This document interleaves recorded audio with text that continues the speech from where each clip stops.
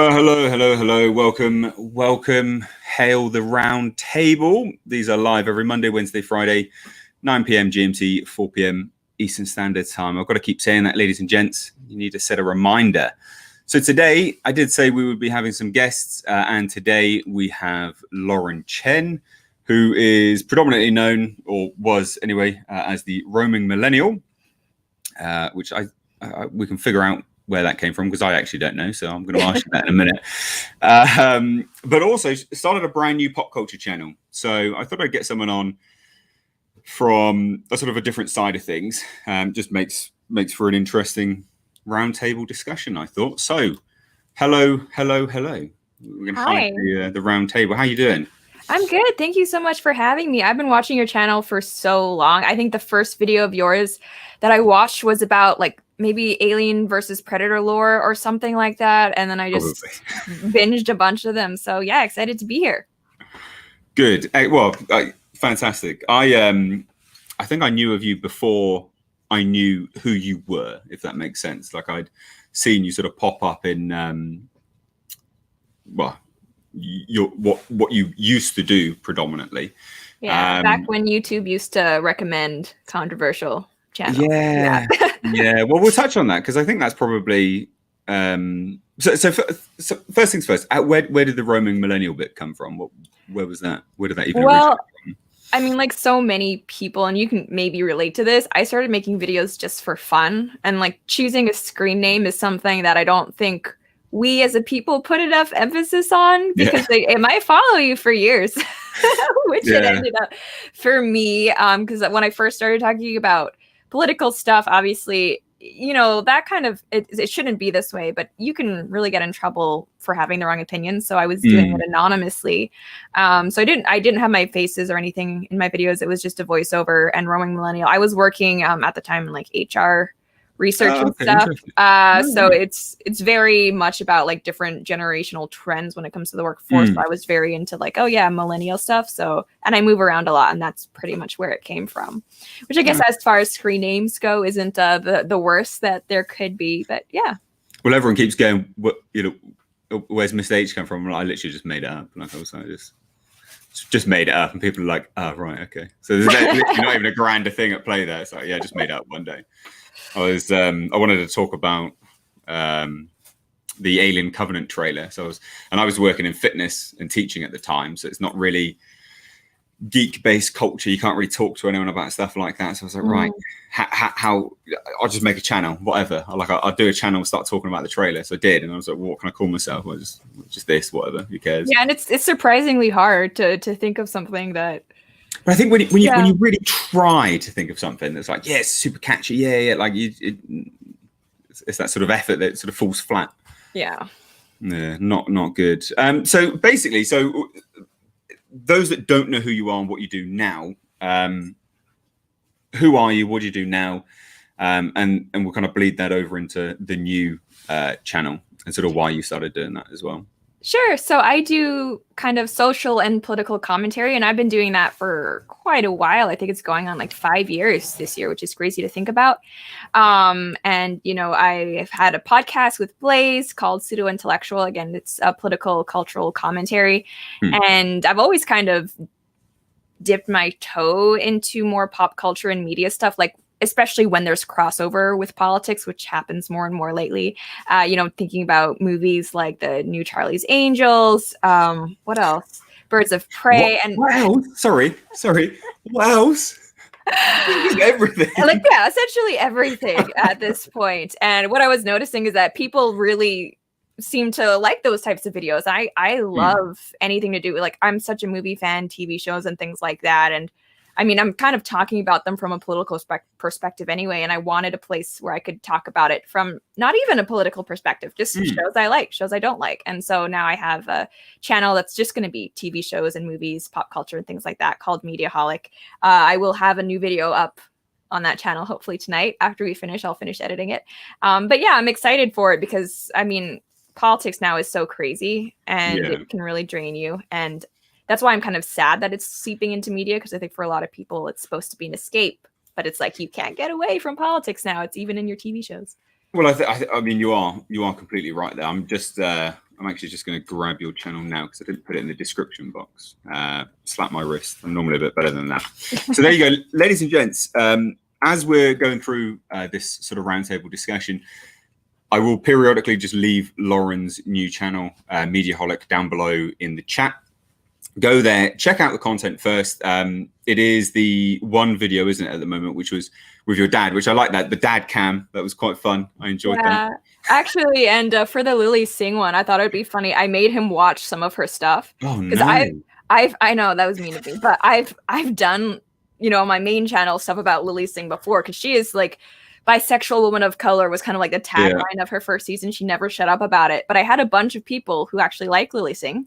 They're out there, I guess, saying like, oh no, you're just being unfair because you don't like her. Her stuff's actually funny. So I was like, all right, well, my dad, he doesn't have, any stake in this, and he did not laugh once. He did not laugh once. So I don't think it's just.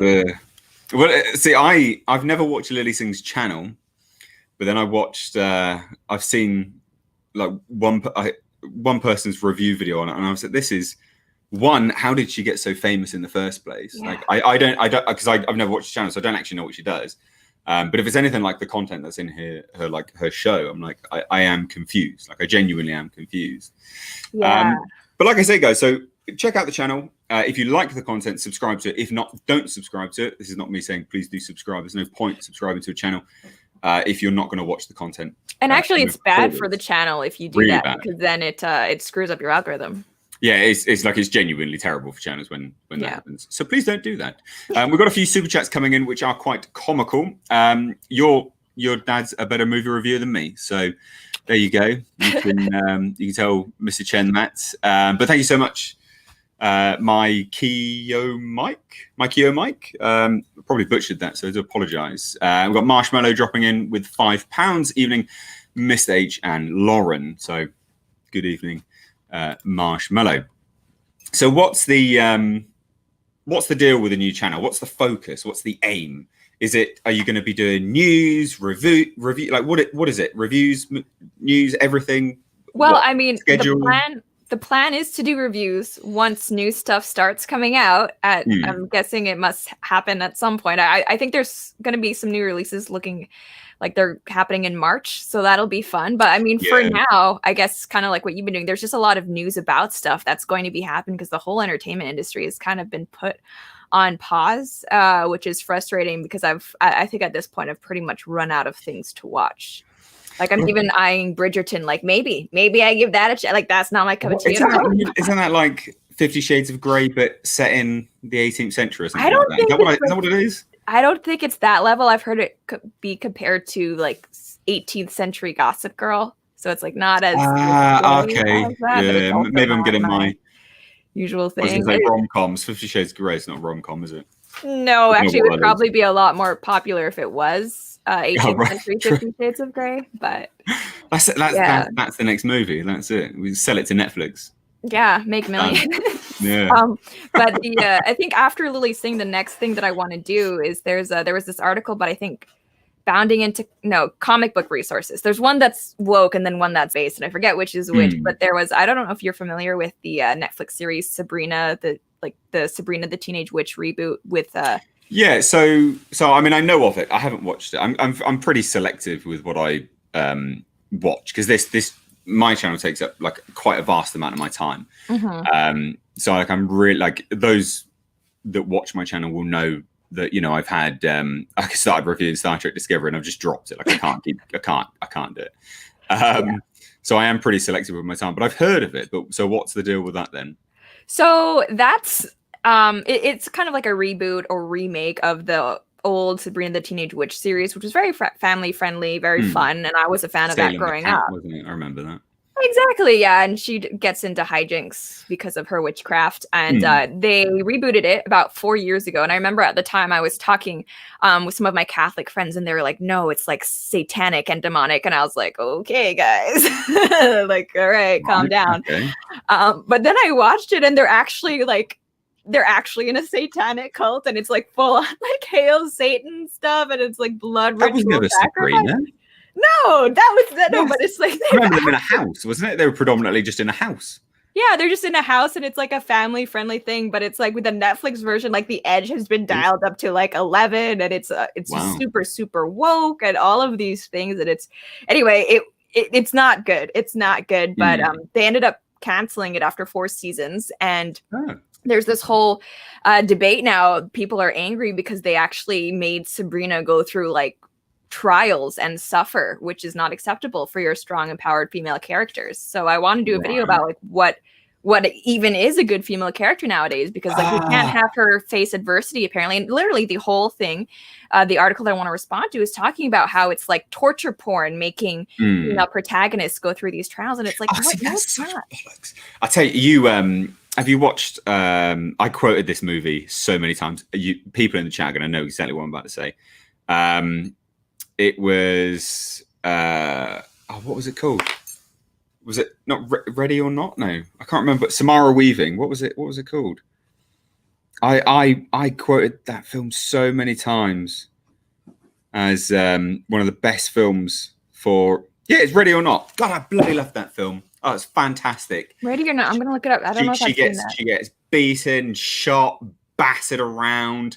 And she's this horrible character at the start. You really don't like her. She's a bit annoying, a bit of a... And then, I don't want to spoil it for you, but basically she goes through all this stuff and then she owns and earns the fact that she becomes this badass character.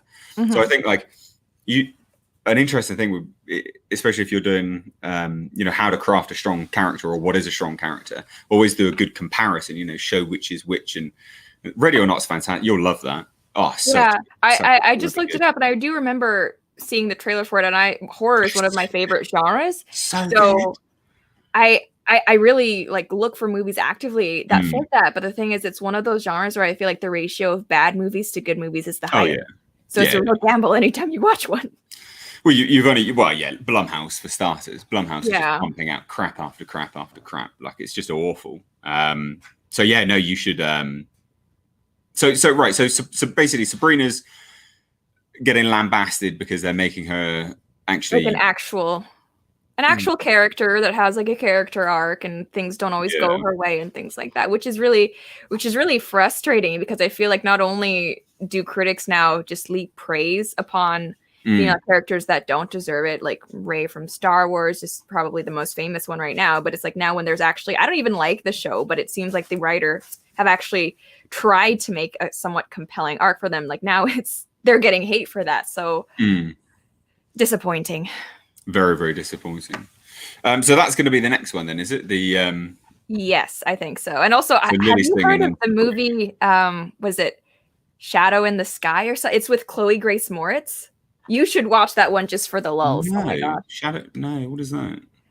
So it's a uber feminist film about like a World War II female fighter pilot, which I'm fairly certain was not a thing. I mean, I'm not a historian. No, because they had all the the women with the arms working, because it was the drive for workforce at home, wasn't it? Right. Yeah. I mean, but anyway, so no, but she's like this super badass female fighter pilot who has to like fight gremlins and also misogyny. Oh, Shadow in the Cloud. I'm sorry, that's Shadow in the Cloud. I think people were telling me about that. It's really, really bad. And I didn't know anything about it when I was, because again, I'm just looking for new things to watch. And I kind of just Googled it, and I saw on Rotten Tomatoes that it had like a 70-some%. I was like, oh, okay, well, that's pretty good. Let's check it out. And then like within the first 5 minutes, like, when you just know like the production value seems really low. The vibe is kind of Canadian, and I mean that in a really bad way.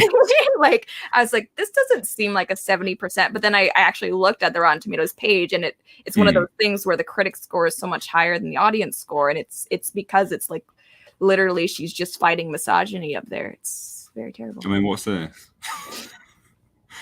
Is this some green screen? Is this a gremlin? I think that is a gremlin that she is supposed to be fighting. Oh my god! Right? No, it's really bad. She got wraps on her knuckles as well. Yeah, because she it's also one of those movies where essentially it takes place in the cockpit sort of a plane, and sometimes that can be compelling, I guess. But it's when it's sort of it, visceral, closed in, quite sort of claustrophobic. Some of those are fantastic. But it can work, but you can tell in this case it's absolutely to save on the budget, like 100%. That's just why they're doing it. For shame. So we had a few super chats just drop on real quick, and before they disappear, I've got to shout them out. I believe JP McGlon is, I would imagine, one of your supporters. Always happy to support you where I can. Lauren, and this guy seems interested. Well, thank you so much. I do appreciate that. Subscribe. Thank you. I really do appreciate that. And Comrade Commissar Yuri, hail to the table. Hi, Mr. H, Lauren, and most important, Sir Jasper of House H. Sorry, you two. Yeah, well, look, all right, Jasper is the best. We know Jasper. For those that don't know, Jasper is my border terrier who is currently upstairs asleep, being super, super lazy. Marshmallow dropped on for £10 and said, $1 Million Baby, starring Clint Eastwood, Morgan Freeman, and Hilary Swank is another in terms of crafting a badass female lead. It doesn't get the credit it deserves. Are you familiar with $1 Million Baby? I believe I was actually out of the country when that was doing the rounds. Well, I know of the film, and I think the storyline is pretty famous, but I've never actually seen it myself. Yeah, well, it's boxing, isn't it? It's sort of. Yeah, and then she ends up getting hurt, and then, well, I don't want to spoil it but. Yeah.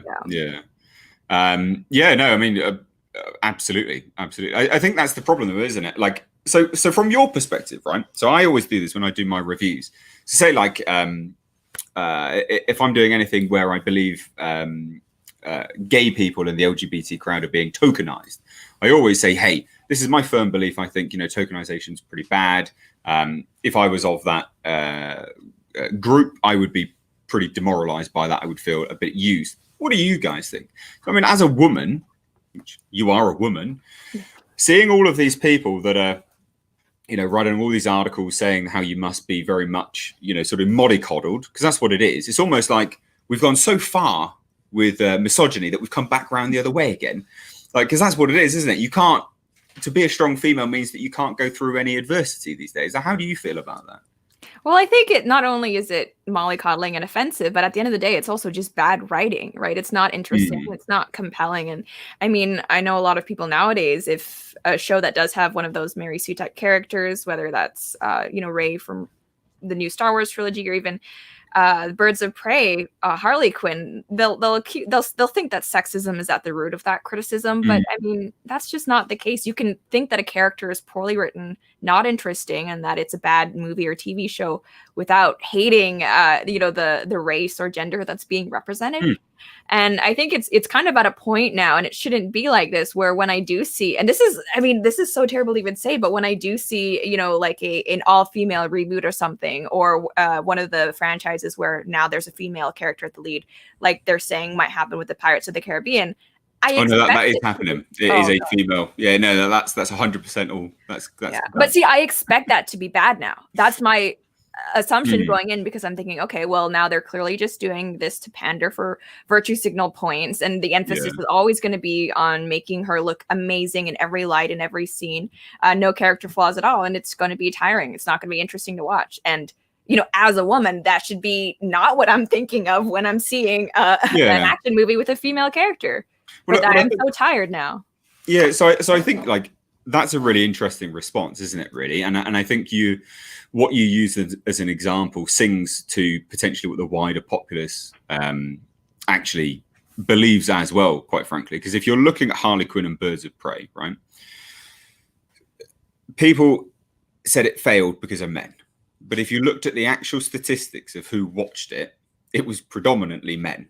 So this is a movie which is man-hating, and trying to, be sort of feminist in some regard and all of that. And it's catered for women at the end of the day. That's basically the target audience. But they didn't go out and watch it. And so I wonder if that's because people think exactly like you do. And they go, ugh, this is, really? Like, come on. Yeah, I think it's Midnight's Edge even talked about a statistic, which I mean, I'm taking their word for that weekend, or one of the weekends surrounding that film's release, that more women went to go see the new Rambo movie than Birds of Prey.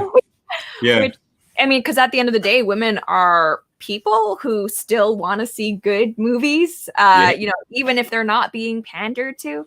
And I think that, you know, the funny thing about trying to base like all of these action franchises or, you know, sci-fi franchises around women is that they've forgotten that women can have complex interests and appreciate good storylines, and they don't just want to see themselves represented on screen. Like, you need to give them more than that. Yeah. If you want Well, I feel like, I mean, you're right there, though, aren't you? Like, all of the female reboots are very much, female reboots, heavy female-led movies, whatever you want to call them. They always seem very, very paint by numbers. Like, it's, you know, it's just like an echo chamber where all these writers have clearly just been writing the same films around the same writers writing the other same films, and they all get their ideas from the same pile, and you can really tell. I mean, you can tell what's going to be said before it happens. Like, you know, like, especially if you watch a trailer. Like Charlie's Angels was horrendous for that. Like, you just know what's going to happen. You're like, oh yeah, well, I get this. Like, I get this. This is absolutely, of course it is. Like, of course you're just going to say that. Like, of course. Yes. Yeah. And that's why it's just boring at this point. And I don't know why they keep doing this. I mean, you'd think at a certain point, because I guess the point of making movies should be to make money, and these keep losing money. I would have assumed they would have stopped a long time ago, but I don't know. I think for these people, there is a point where they're okay with losing money as long as they make some kind of political point. Yeah, I mean, it's interesting. Yeah, but then it begs the question, like, what's going on, really? Like, how much money can you actually lose? Like, it's a business, surely, at the end of the day. Like, there is a tipping point where like, you should be making some money at some point. Yeah. And as well, like, I think that's a shame as well, because it then puts people off female-led movies which are really, really decent. So, like, to use Charlie's Angels as an example, you know, one of the actresses in that was Kristen Stewart. Yeah. And granted, a lot of people don't like her. You know, I don't particularly like her as an actor, but then she front run a fantastic film in 2020, which was hugely underrated, which Underwater. was Underwater. So good. Amazing. So like good. such a good film. Yeah. Such a good film. And then because of the, you know, this sort of regurgitation of crap, you then see a film like that doesn't do very well, but really does deserve to do very well. You know, yes, it's got a female-led character, you know, leading the movie, but that's not the focus. You know, she's a badass in it, not because she's a woman, but because of, you know, the circumstances created through the story. Yeah, exactly. Like, the storyline creates this badass situation that she can excel in. So it's not a case of, well, you're putting a badass character in these situations and she can just do what she wants. Like, that's, you know, that's the sort of Mary Sue situation. She's just, such a shame, because that was a great movie. Loved that film. I did too, and I wasn't really expecting much going into it, but it was it was released in early January or something like that last year, a time when there's really not a lot out. So I figured, all right, I'll just try this. So, and I was really, really pleasantly surprised by it, and I was kind of disappointed that it didn't get more attention. Especially, I mean, you know, coming off of Charlie's Angels, I feel like Kristen Stewart's career could have used some positive attention at that point, and she deserved it in that case. Yeah, well, so I interviewed the director of that film, and he was a great guy, really, really down to earth, good, solid dude. And again, like, you know, a film made because he wanted to make a good film. You know, like, you can, when you speak to certain people, you can tell like why they're making films, and I mean, you can see it in interviews as well. So there's a massive shit, but I have heard that it's done really well on Blu-ray, so maybe it'll, you know, sort of secure something. But that was Disney just chucking it out there because it was within the sort of Disney Fox deal. So they just acquired it and was like, oh, well, we'll just, here we go then. So here we go. Interesting super chat here, which this will test your pop culture knowledge now. We've got Comrade Commissar Yuri says, I'm getting very worried about the Amazon Lord of the Rings series. Thoughts? Do you know anything about this? I've heard that it's happening, but I mean, that's pretty much all that I know. I am not very confident that it's going to be good, just because of Amazon is kind of like Netflix. Like, when in doubt, add diversity and maybe it will be good. And and I feel like when I say stuff like that, I don't dislike diversity. That's fine. I just want good characters. And again, it's that using of diversity as a crutch to supplement bad writing. That's what frustrates me. And I feel like that's the problem, isn't it? yeah, that is a problem. Or like what you said before, tokenization. You know, being gay, being black, being a woman is not a personality. It's not a character art. Certainly not a plot. If that defines your life, then I feel genuinely sorry for people. Like, and I've said that in videos, and it's not meant to be insulting, but if the fact that you are, you know, that you are of a certain race, that is the defining factor of who you are, then I genuinely do feel sorry for people, because then there's just no substance to you. You know, and that's sad, and that's not necessarily your fault as an individual. It could be the circumstances surrounding your life and what people have been parroting in your you know, your ears about stuff. But it's still tragic all the same. Yeah, I mean, you are right there. So the situation with Amazon's Lord of the Rings is an interesting one. So they would have spent a lot of money getting this, like a lot of money. And then interestingly enough is that they've been told that it has to be no way, like it has to be completely separated from a lot of the stuff which has been established and set up and things like that. So it's this really, really early prequel series. And there was the problem with this is there's been a lot of rumors, but nothing out and out confirmed. So like female Gandalfs were sort of posited around, like all this kind of just crap. Like, again, female Gandalf, like that's just tokenization. That's just pointless. Yeah. We can all agree with that. So it's an interesting one, because if you look at J.R.R. Tolkien's work, is that, you know, he was very much of his time, and he was writing as, you know, people from the, you know, the East were coming over, and he wasn't writing it from, I'm a you know, a raging racist perspective. He was saying genuine people from the East. He didn't live in a time of massive diversity. You know, that's not what in the time that he lived in. So to sort of have that as the backdrop, but then if Amazon then start including, you know, forcing it through, then it will massively break the sort of Middle Earth law anyway, at the very least. So it'll be interesting to see, because I do know that they supposedly had people that were Tolkien historians working on the show. So that's the sort of maybe positive, maybe, but it's kind of a watch this and see. Did you watch The Man in the High Castle? Because that was Amazon, and I liked that. It was great.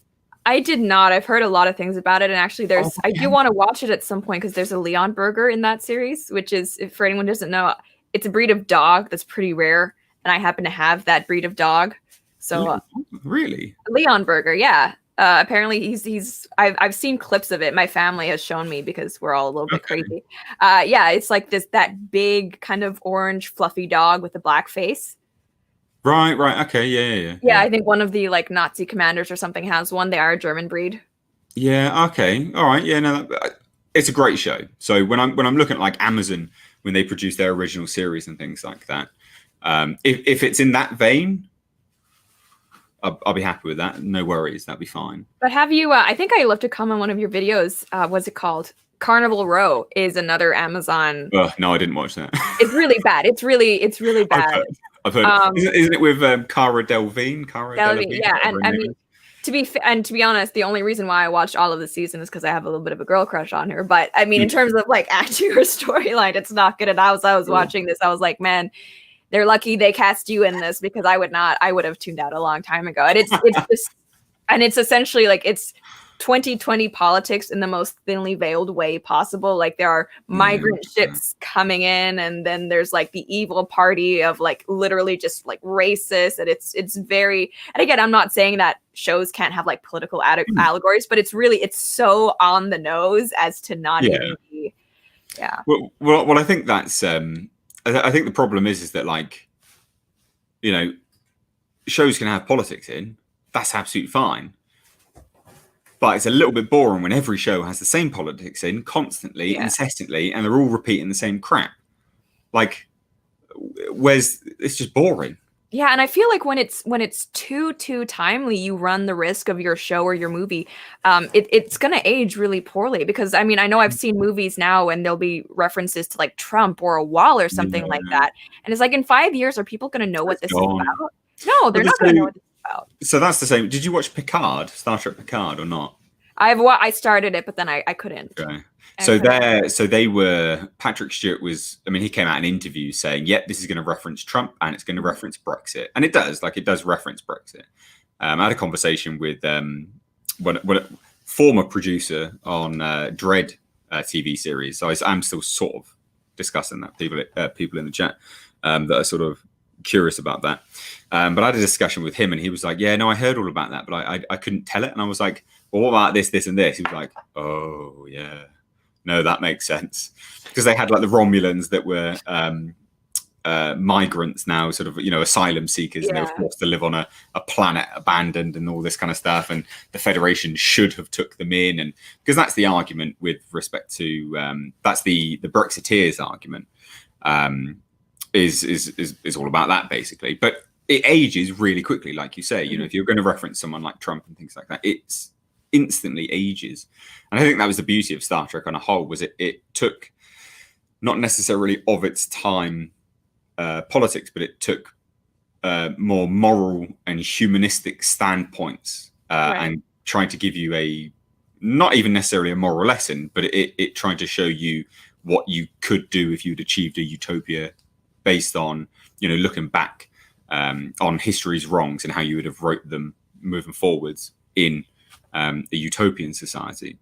Another one of your followers here, I believe, Terry62, £5. Hi, Mistake Jan. Lauren, loved your AOC vid, Lauren. As for female representation in movies, more Ripley and less Ray. What do you say to that? I say absolutely. And actually, I mean, when it comes to like someone like Ripley, I kind of think whether she would be allowed to exist in the current climate, which is funny because she's like one of the most iconic female action heroes. And I don't think she would be because she went through too much. And that's not okay because, again, like that's apparently torture porn when bad things happen to female characters. Same as Linda Hamilton, right? You've got two characters. These are great characters because they both of their, and it's how to craft a strong character anyway. And both of them did it. And both of them are lauded as some of the best, most badass females of all time, right? You introduce them, they are normal people.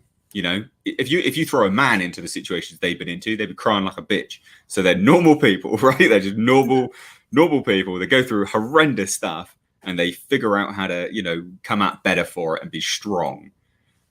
Can't have that in this day and age. Yeah, because they need to start out already perfect and already really strong and then just end with the realization that they're really perfect and really strong. Like that's the arc that they like to have nowadays, which is not an arc. That's not growth.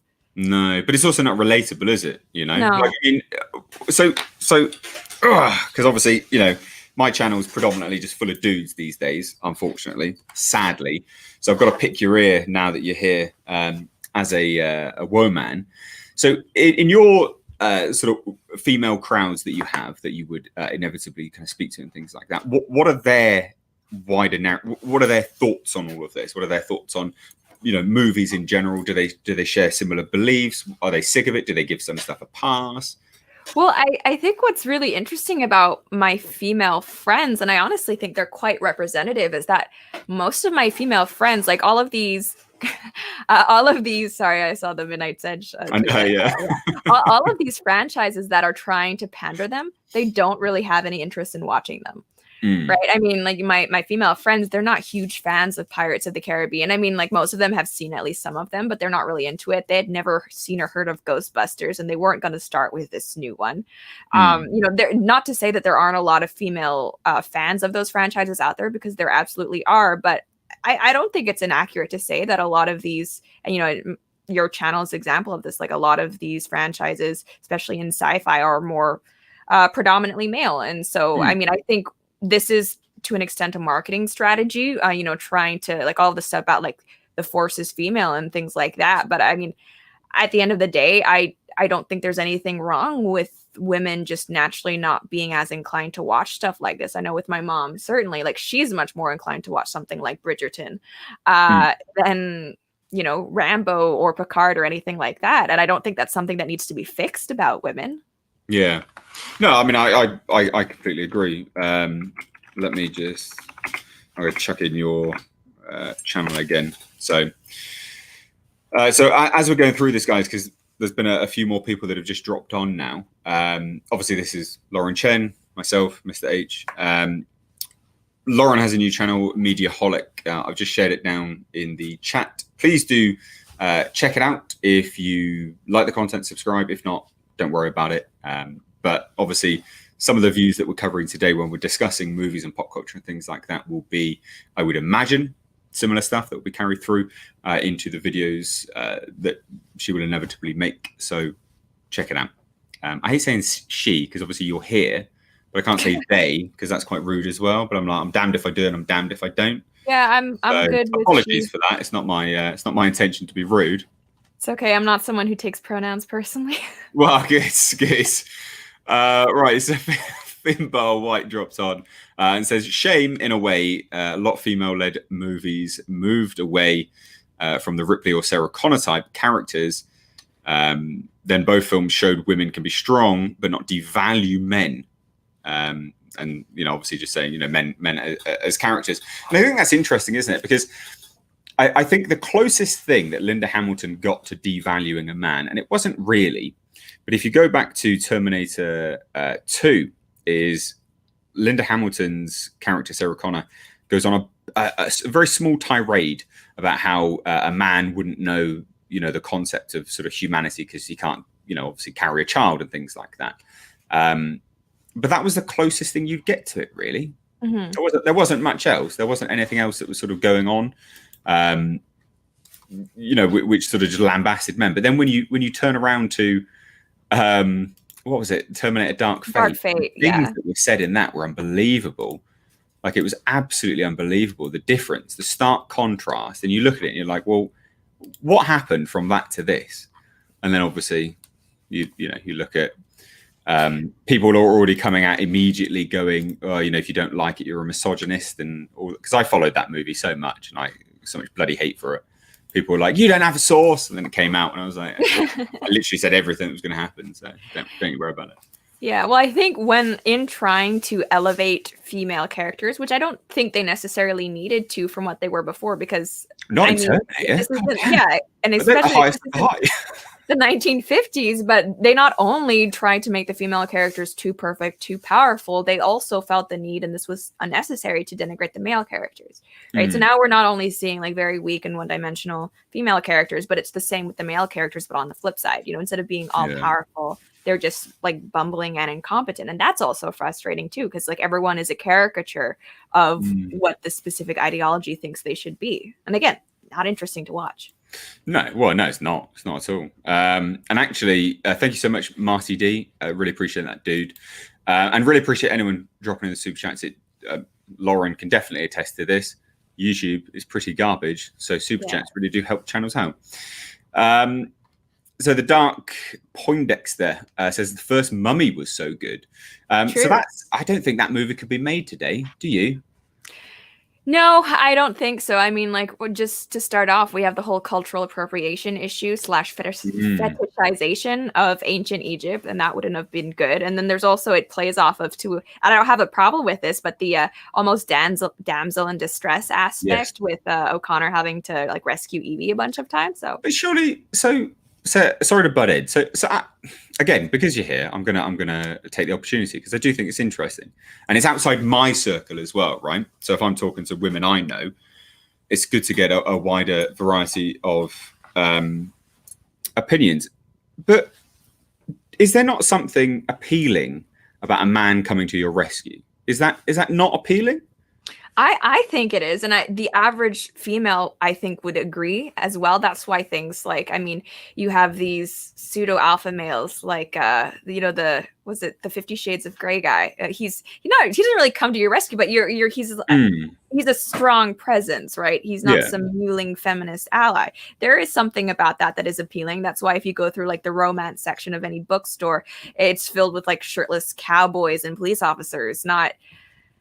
I don't even know. I'm not there that often, in fairness, but yeah, you're not. Okay, well, yeah, it's that there is something to that, and it's not PC anymore to kind of have that play out because it's considered offensive to females. But that's more, I think, a commentary on like feminism rather than women as a whole. Women as a whole still like that.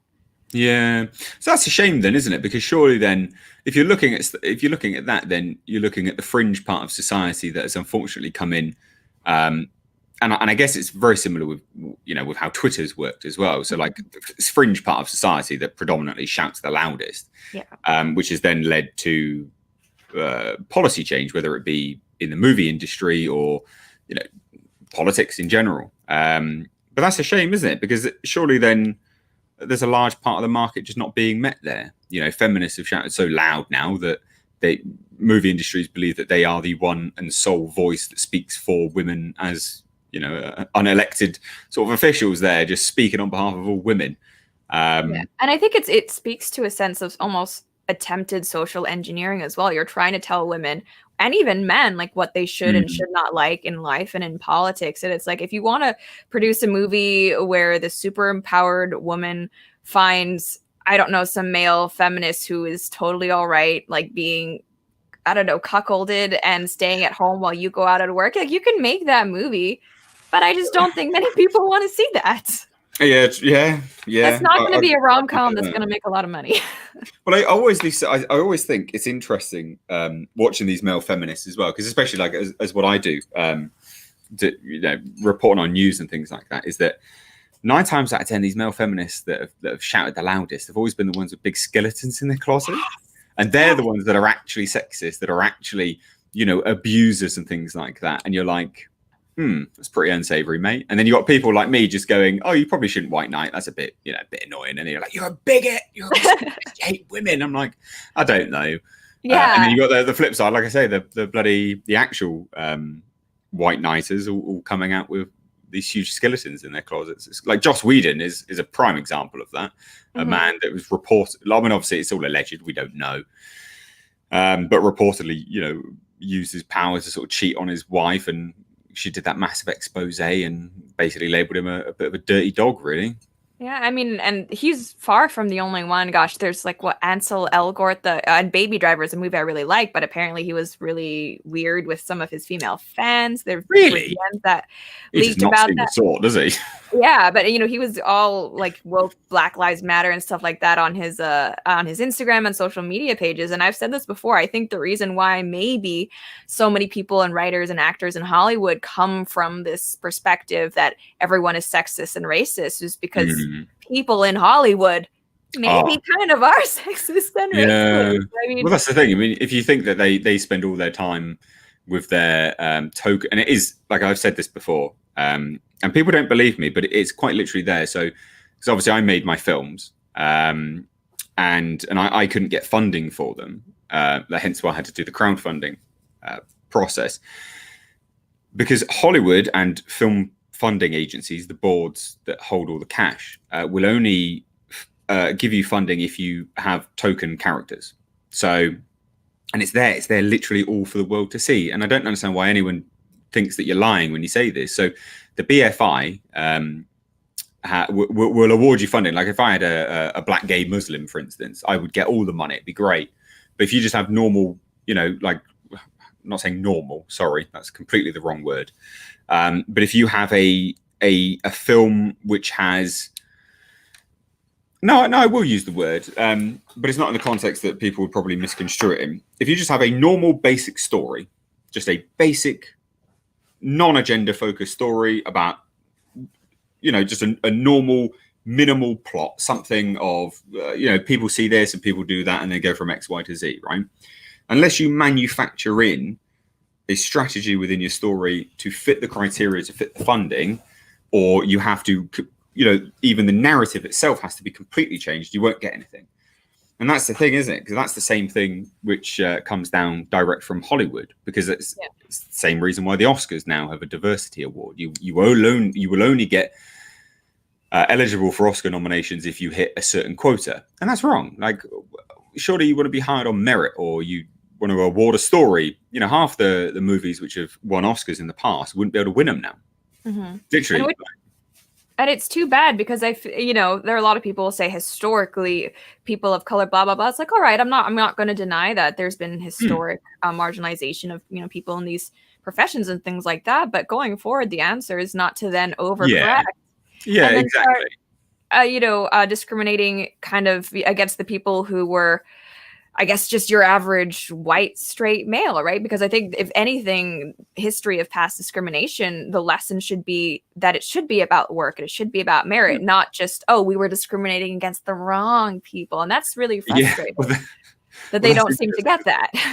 Yeah, so it's interesting because actually in the UK, a few court cases have been won now. Like someone won one really recently, just a middle-aged white dude got turned down by the NHS because apparently he wouldn't fit in with his female colleagues, and he was like, younger female colleagues, right, I'm going to take you to court then. That's discrimination. Like, I'm literally the most qualified for the job. Why aren't you giving it to me? Like, what are you doing?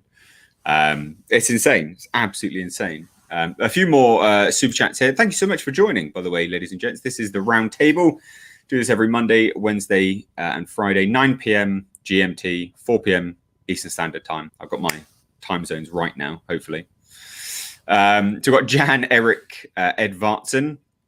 Speaking of Amazon, Jasper reminded me to remind you, my dog, all right, to watch The Expanse as soon as possible. Don't forget about it. It's bloody brilliant. The show deserves it. I've heard very good things about The Expanse. Have you heard about this? I've heard about it. Liam watches it. I think my dad does as well. And I know Critical Drinker just released something about it. I've heard a lot of people say really positive things about it, but I tried watching it and I don't know. I was getting a very sci-fi channel vibe from it, so I stopped. But maybe I gave up too early. Maybe I need to try again. Oh no, there's gonna be a whole bunch of people annoyed with you now. I know. I'm sorry, guys. Against The Expanse. Yeah, I know. I got people also really mad when I said I preferred Star Trek to Star Wars. That was controversial. Oh dear. I don't think it should be though. I'm right. I honestly don't know what my fan base would say to that, to be honest. Well, we'll soon find out, won't we? Yeah. We've got a few more super chats just need to quickly get to. So we've got Jack. Thank you so much, man. Thank you. Really appreciate that. Hi to both of you. Great to see Lauren Chen here, my favorite Canadian YouTuber besides Jordan Peterson. Nonetheless, Kill Bill is there we go. Kill Bill is my favorite movie that has strong female characters. Any thoughts? Why wasn't that even mentioned? I love Kill Bill, but I watched it not that long ago, and I had recently seen an interview with Quentin Tarantino about his weird foot fetish. Oh yeah, he's bang up for them feet. He loves them. And I couldn't get over how many foot shots there are in that movie, and it was like that's all I could see. Like she's in the truck with the toes, the band in Japan. Like when she goes after Lucy's character, they're barefooted. It's like, oh my gosh, like this is a foot movie. It's still a really great movie. You can imagine him just there in the edit bay, isn't it? Like no, you can leave now. So strange, but no, great character. I heard that they want to do like a sequel or something to that. Yeah, I have heard that. Yeah, well, I think they were going to do the because it was I can't remember the woman's name, but the other the black assassin, her daughter. Getting revenge. He kills her and then leaves a daughter, and she specifically says, "If you want to come find me in a few years, absolutely not. Fill your boots, love." Which would make a great film. Like that'd be epic. Great movie, minus the feet issues. But yeah, great, like 100%. Yeah, great addition to the chat. Here's an interesting one just for the lols. Mr. H, let's get serious. Is Lauren Team Godzilla or Team Kong? Godzilla. Why? Pray tell. I don't disagree. I just want to know. I mean, this might be also, I guess, like, this is totally personal bias, a question like this. But I don't know, growing up, I was just much more into Godzilla than anything to do with King Kong. I don't know if that's because, I grew up thinking that the Godzilla with, what's his face, Inspector Gadget. I actually liked that movie. I know that's like really, really hated. Yeah. I thought it was fine. I liked it. And there was also like an animated series that was based off of that. I also really liked dinosaurs. And I remember as a little kid, I thought Godzilla was a dinosaur. He's not, but it's similar. And I don't know. Monkeys freak me out. I know King Kong is not a monkey, but I feel like they should be more like us or less like us. I don't like where they've stopped evolutionarily speaking. So yes, you're a monkeyist. Yeah, they freak me out. I don't think we should be teaching them things. So team Godzilla then. Absolutely. So will you be watching Godzilla versus Kong? Are you for sure. Yeah, I've watched all of them so far. each disappointed me in their own ways, but I'm ready to be heard again, so definitely could watch it. Do you just like the spectacle, just the giant monster spectacle? Yeah, I think there's something kind of, I don't know, just like oddly satisfying about that. And I know it, like I studied my first year of university, I studied screenwriting at USC, and I remember there's a lot of, like, I guess, cinephiles who look down on those types of movies, but I don't think there's anything wrong with just monster fun. No, I think that's complete. That is utter snobbery. There is nothing wrong with enjoying a giant monster movie for what it is. Literally going, look, this sings to my inner child. I want to see giant monsters mess about, punch some stuff. I'm game for that. Like it's like so I you know, when I review movies, I'm like, this is a beer movie. You know, like it's a movie I can sit down with some beers, not pay attention to, just enjoy it. It's on in the background. I'm sort of paying attention, and I am, and I get some of it through osmosis, and I can enjoy it on that basis. You know, there are movies that know exactly what they are, and they embrace it. And the MonsterVerse movies have been a letdown in certain elements here and there, but they do the giant monster stuff really well. So there should never be an issue with bloody giant monsters. Are great. I know not everything can be like Knives Out or whatever, you know. This doesn't have to be. That's the thing. I'd be so bored if everything was Oscar bait. It'd be so boring. The Dashing Rogue dropped on and says Ripley and her crew were the working class of the future. The issue is that none of these authors worked a day in their life. They can't relate to anybody. I would agree with that, actually. So have you seen this nonsense about this Star Wars author, Justina Ireland? Yeah, I've seen videos about it. Yeah, so she came out and was like, oh, you know, my politics are my books, and if you don't like it, don't buy them. And it's like, well, you clearly have never worked a day in your life, like really clearly. If you're so frivolous with your employment with a great opportunity like that you're willing to just say, yeah, whatever, don't buy my book then. I tell you what that reminds me of is that South Park episode where Cartman dresses up like a slut and is like, whatever. I'll do what I want. It's literally that, isn't it? It's like, oh, whatever, I'll do what I want to buy my book. It's like petulant child. Unbelievable. Dan Tucker, great supporter of the channel, as well as a patron, so thank you so much. The world needs more Laurens and less Karens. Changed my mind. There you go. You got some good support from my subscriber base here, so that's good. Let me just, because the super chats are moving so bloody quick. Neat Switch, The Expanse. All hail The Expanse. Yeah, I have heard good things, but I think it moved. It wasn't always on Amazon. People in the chat can tell me that, actually. I don't think it was always on Amazon. It went to Amazon. I think they saved it. Yeah, I know it definitely was it, because I was told to watch it about 4 years ago, and that's when something like that, and that's when I did try, and it definitely wasn't on Amazon, I don't think, at the time.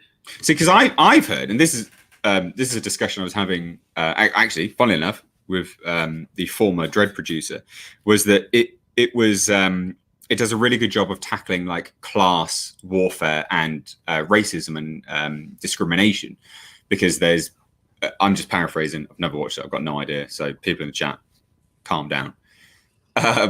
Is that there's people that live on Mars, and then there's people that like live on Earth, and there's like class warfare between them, but then there's also tribes and stuff like this as well.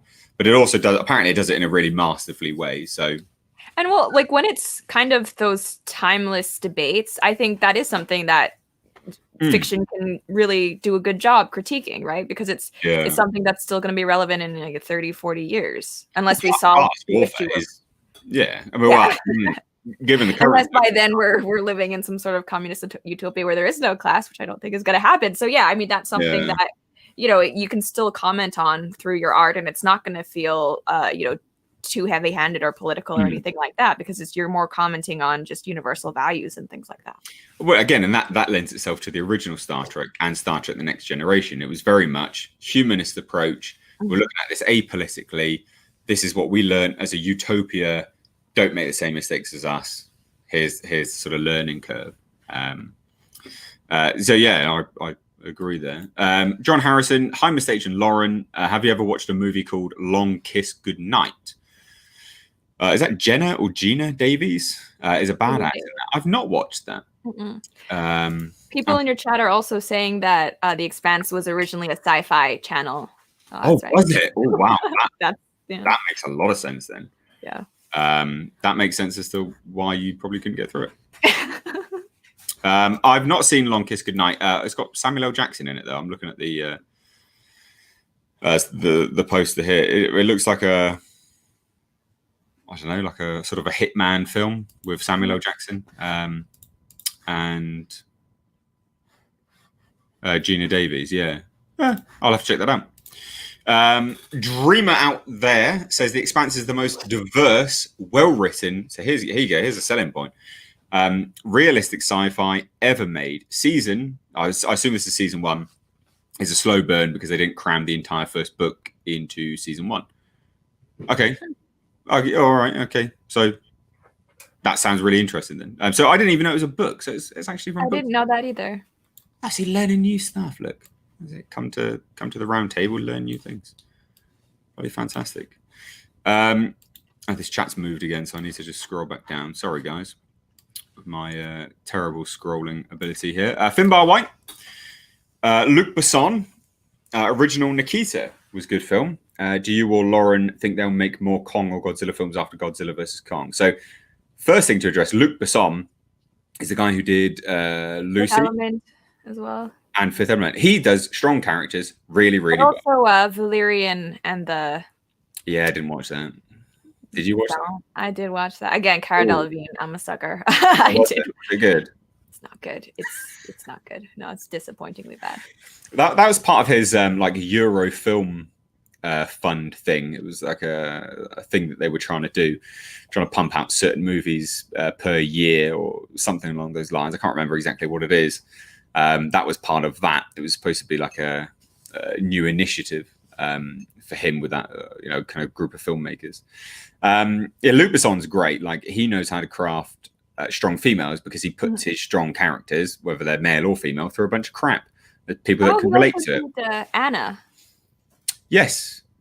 Yeah. Yes. Yeah. That was like last year, wasn't it? Yeah, 2019. That has bad reviews, but I liked it. I'm not going to say it's. I mean, it's not a good. I had fun watching it. It is what it is. Yeah, it is what it is. A beer movie. There you go. Yeah. That's a beer movie. Yeah. Right. There you go. Here we go. So, do you or Lauren think that they'll make more Kong or Godzilla movies after Godzilla vs. Kong? So, what do you think? Do you know all about this or not?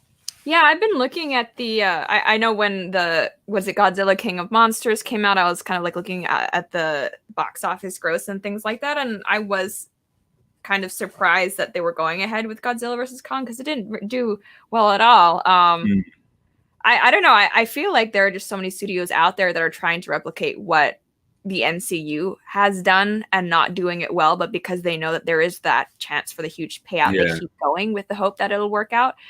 I guess we'll have to see how Godzilla vs. Kong does, but I mean, if it's going to be coming out like with this kind of climate in the pandemic, I can't imagine that it's going to be a big moneymaker anyway. Yeah, so I know. So it's interesting. So I was with someone who was very close to Godzilla King of the Monsters. The opening weekend on the Sunday of its release. Very, very close. They got a phone call from Warner Brothers actually to say that they were very happy with it. In fact, because of the box office gross, they got the gross, and they indicated that they're really happy with it. I don't understand. I don't know why. I'm like you. Like, you look at the numbers, and it doesn't look like they should be happy. But and this is the other thing, is that you look at it from the perspective of the expanded media that they've done. So they've had so many comics. They've got books, they've got merchandise, and there's all these things that have been sat there making quite a lot of money, I think, for Legendary and Warner Brothers, however they've done their licensing agreement. I don't know.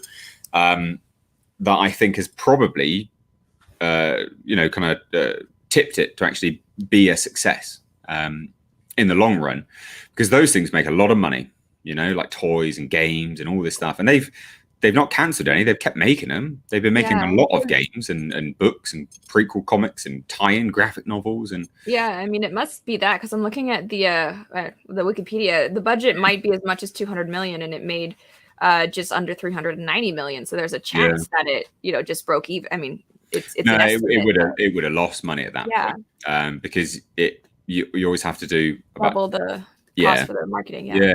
But again, like it's not like, I know that that was what was said, that they were happy with it, but I still don't understand why. Very peculiar circumstance. I want them to make more. I'd love them to make more. I think that, in the world of just superhero movies non-stop and superhero shows and whatever, it'd be nice to have a space for, whether it's dumb, fun monster movies or sort of more down to earth, serious tone monster movies, whatever, it doesn't matter. But I am sick of the superhero just prevalence. Did you watch WandaVision?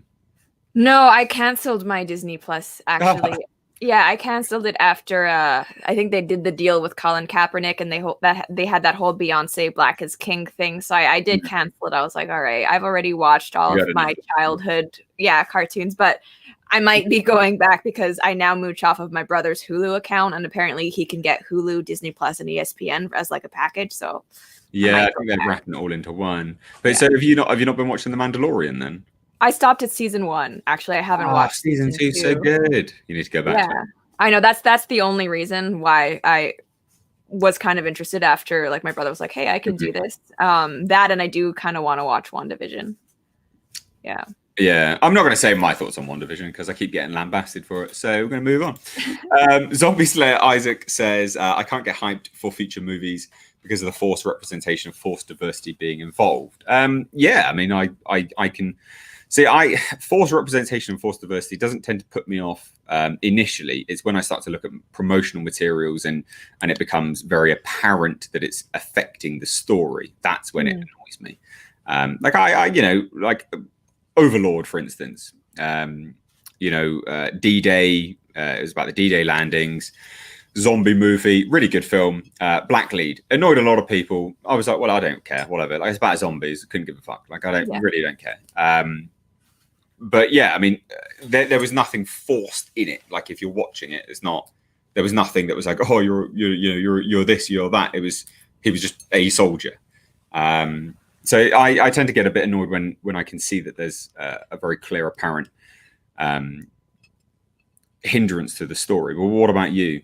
Yeah, I think I'm probably more like you. I know there are some people out there where if they just see that, a character has been gender or race swapped, that's enough to kind of put them off. And I'm not saying they're wrong to think that. Oh, no. It's just but, especially if it's an existing franchise that you have a lot invested in. But personally, for me to get more annoyed to the point where I'm not going to watch it, it needs to kind of be more prevalent in the writing as well, so it's not just like you're swapping out this one character, which is, I mean, to me, it's pretty obviously just like a nod to, hey, we're diverse.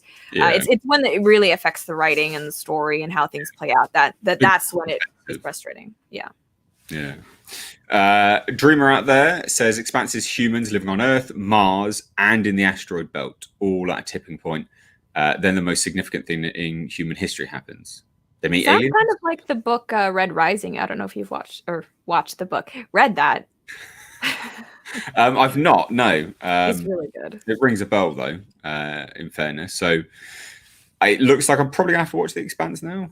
Yes, probably. I mean, we're on lockdown in the UK, so why not? Same, and we have curfew here.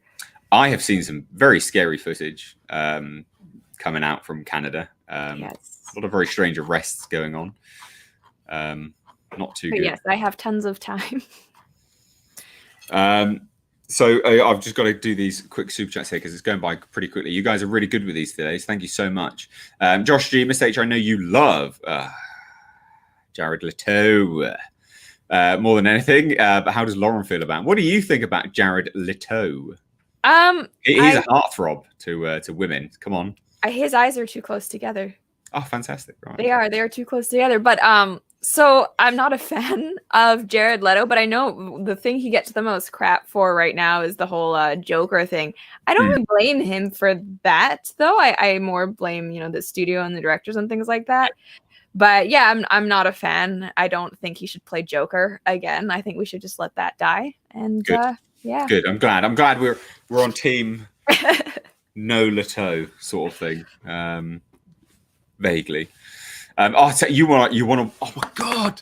You want to watch the one of the latest? It was the Japanese Morbius trailer, right? He introduces the Japanese. I kid you not, he sits there and he introduces it. He's reading off teleprompter and he's saying the most basic stuff, and someone flushes the toilet in the background. I am not joking. Someone flushed the toilet. I did a video on it and I just kept replaying it. I was like, someone has flushed the toilet here.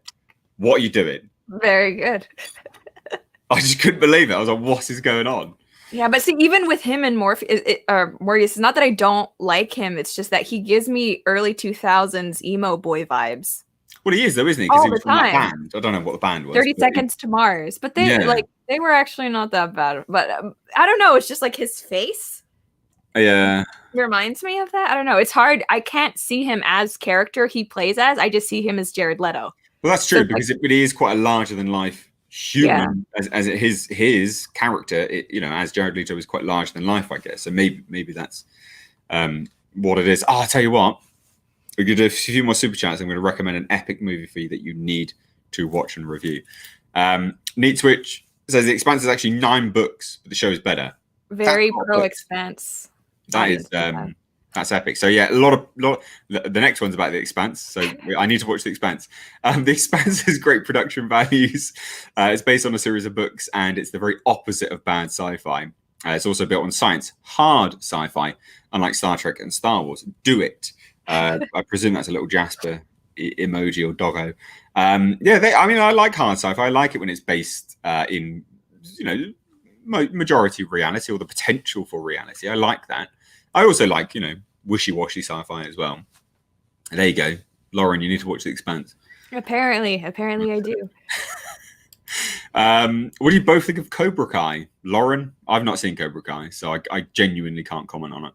I have also not seen Cobra Kai. I know it's like, I don't know if I get asked this a lot, and I don't know if it's because like I'm Asian and there's the whole karate thing. Like, I don't know. I haven't seen it though. People love it. People love it. That's why, because it's kind of cheesy though. I've seen the trailers. So that's the thing. So I'm not watching it. I'm not watching it because I don't like the look of it. It's because I just don't have the time. That's, again, I'm choosy about what I watch. But Cobra Kai is apparently so good because it takes, like, it's the best way to do an evolution of characters. Apparently, it just does it perfectly. It shouldn't be as good as it is. That's what people say. Like, it's just great. But I mean, there's also, the thing with me is that, and this is really controversial, I don't like the 80s. And I refuse to. I know. And I really have a hard time watching things that were made in the 80s. Yeah. So, not having seen the source material and refusing. Arcade?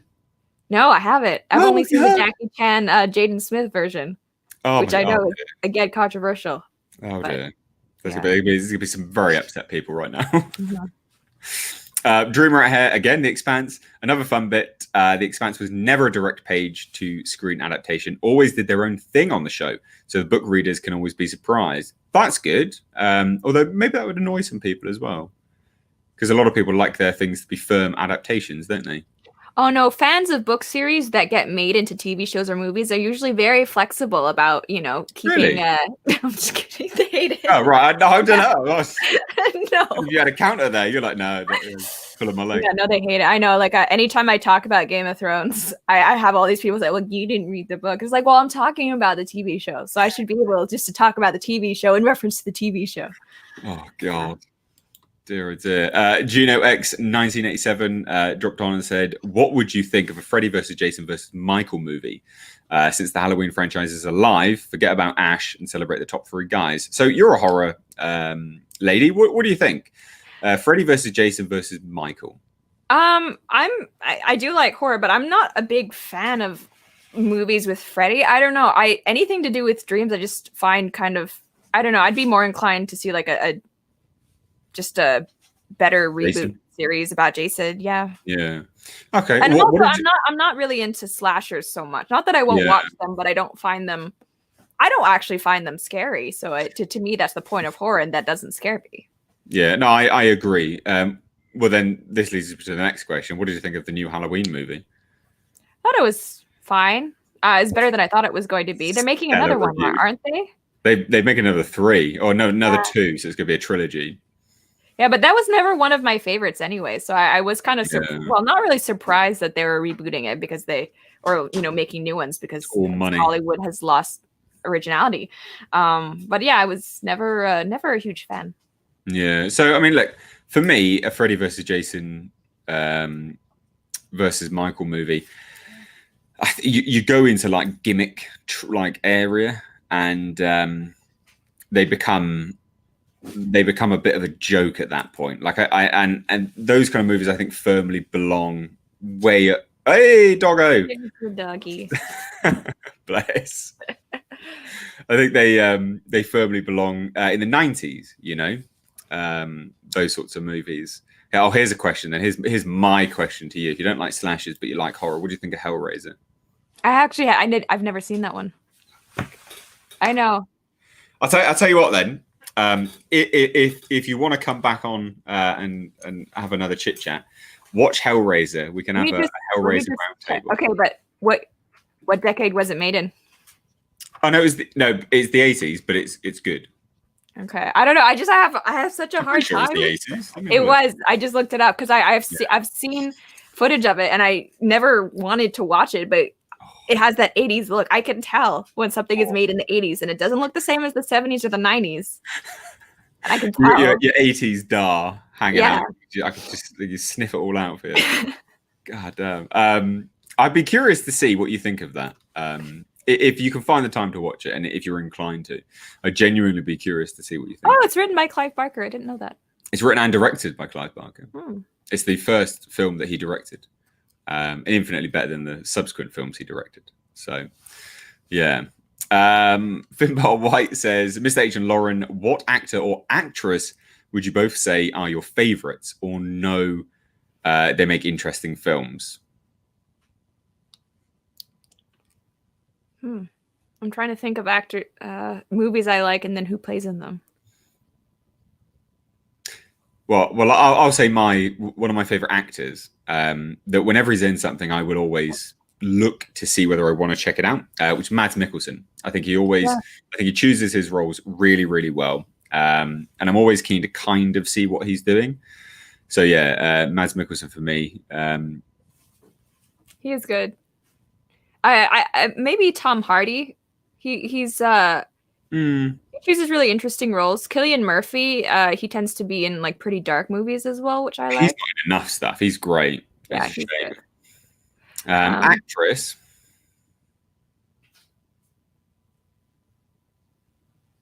No, Tumbleweed. Vera Farmiga. Vera. Yeah, she's quite good actually. And she's in a lot of horror movies, so she's pretty good. Yeah, she is. I'm sure after this, I'm gonna think of a ton of people who I actually like. No, it's always on the spot. Like someone asked me my favorite movie on the spot. I'm like, I can't think of any movies.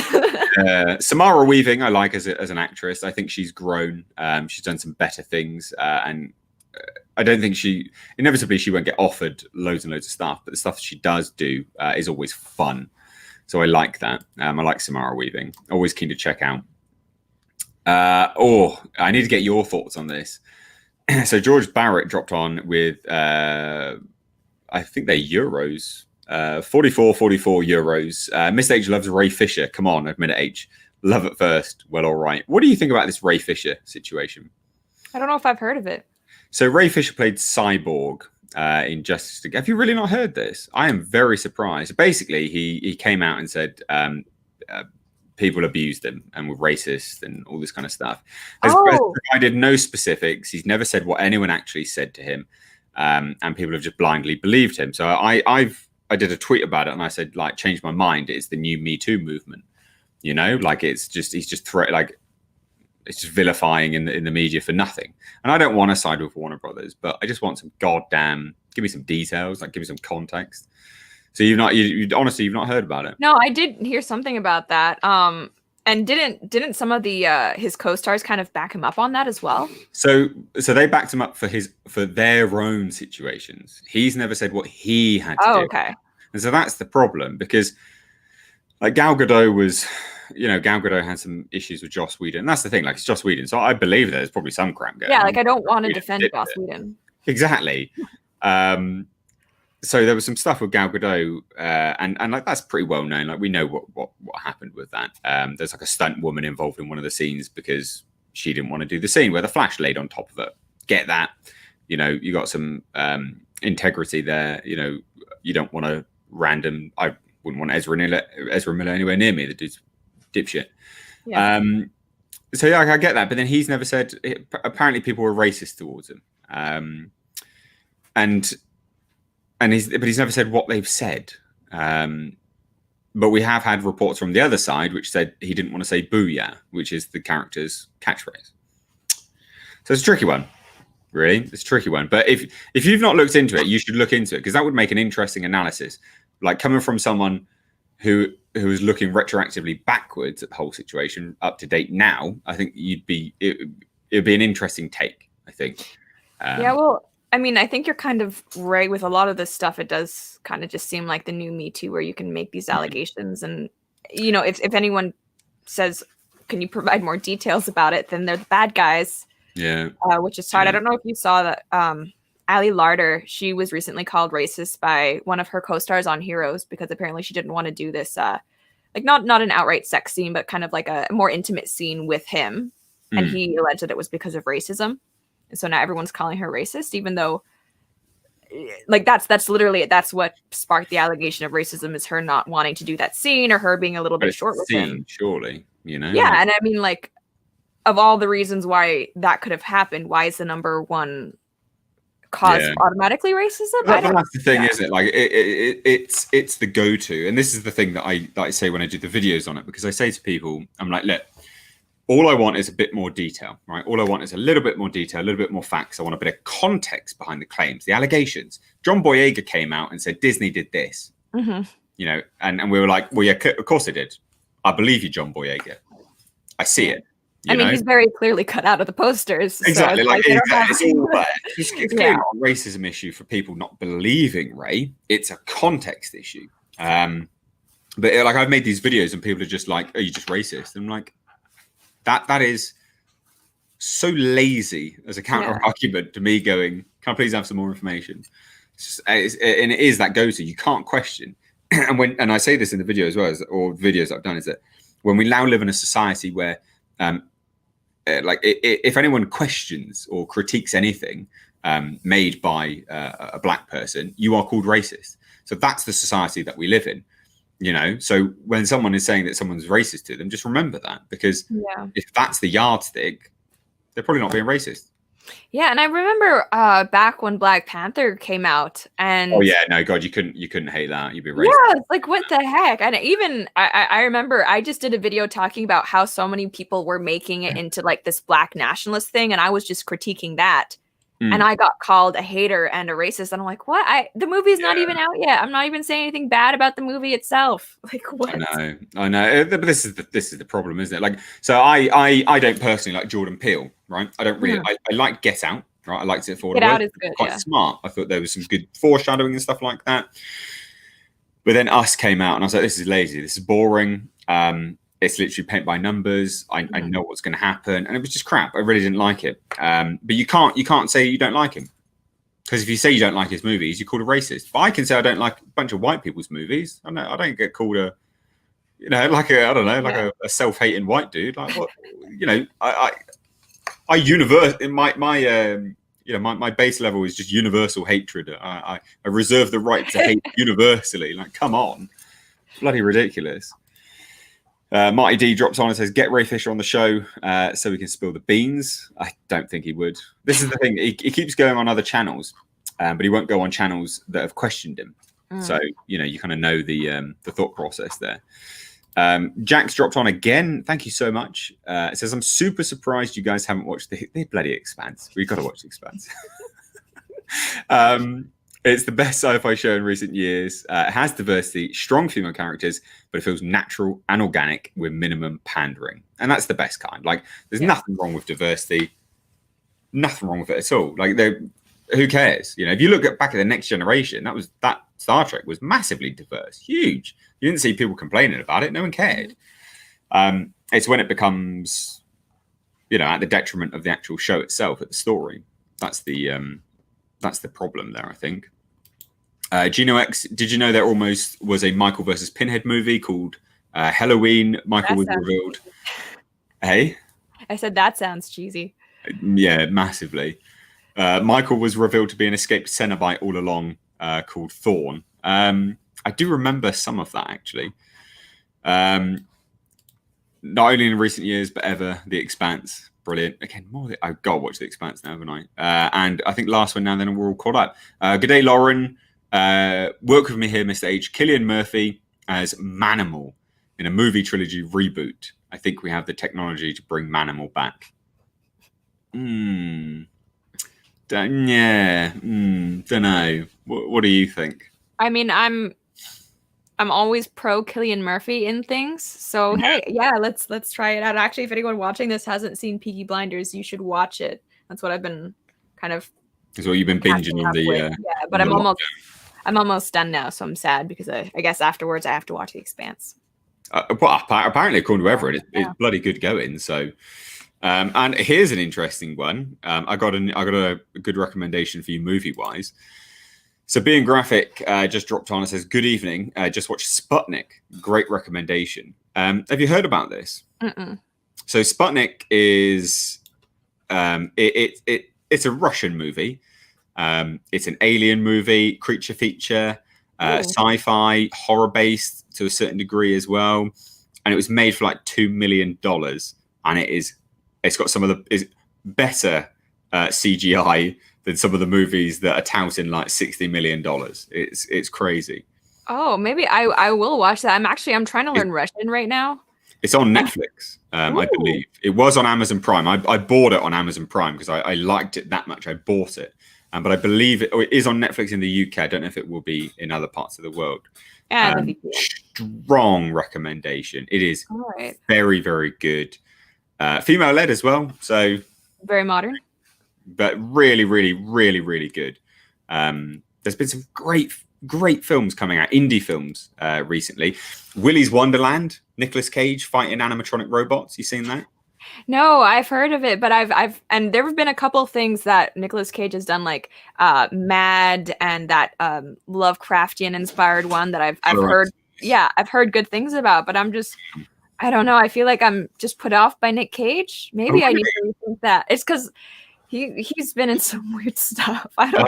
Yeah, I don't know what happened to him. It's the same with what was it? There's the same with Bruce Willis. They just descended into nonsense for ages. Yes.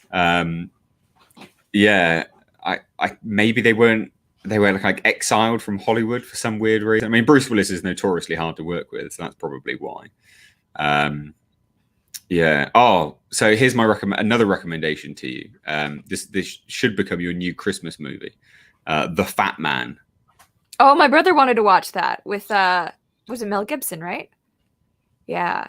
It's so good. It is so good. And Walton Goggins in it is superb. It is incredible. And you got like there's a little boy in it that looks like Ben Shapiro, which is hilarious.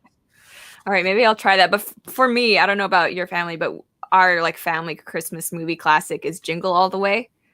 Oh yeah. Is a terrible, poorly made Arnold Schwarzenegger film. Awful, but it's I don't know why that just became our Christmas thing. Guilty pleasure. Yeah. I think I missed a super chat from you there. Take it. Drop it. Just don't do another super chat. Just drop it quickly in the chat, and I will. I'll read it out. Sorry, my dude. Sometimes this thing moves so quick, and I'm very limited to the amount that I can see at a certain time, which is like. Oh, someone's also talking about Pandorum in the chat. That's another good movie. Yeah, where is that on? What platform is that on? I don't know if I've seen it. I remember watching it in the movie theater ages ago, but it that was good.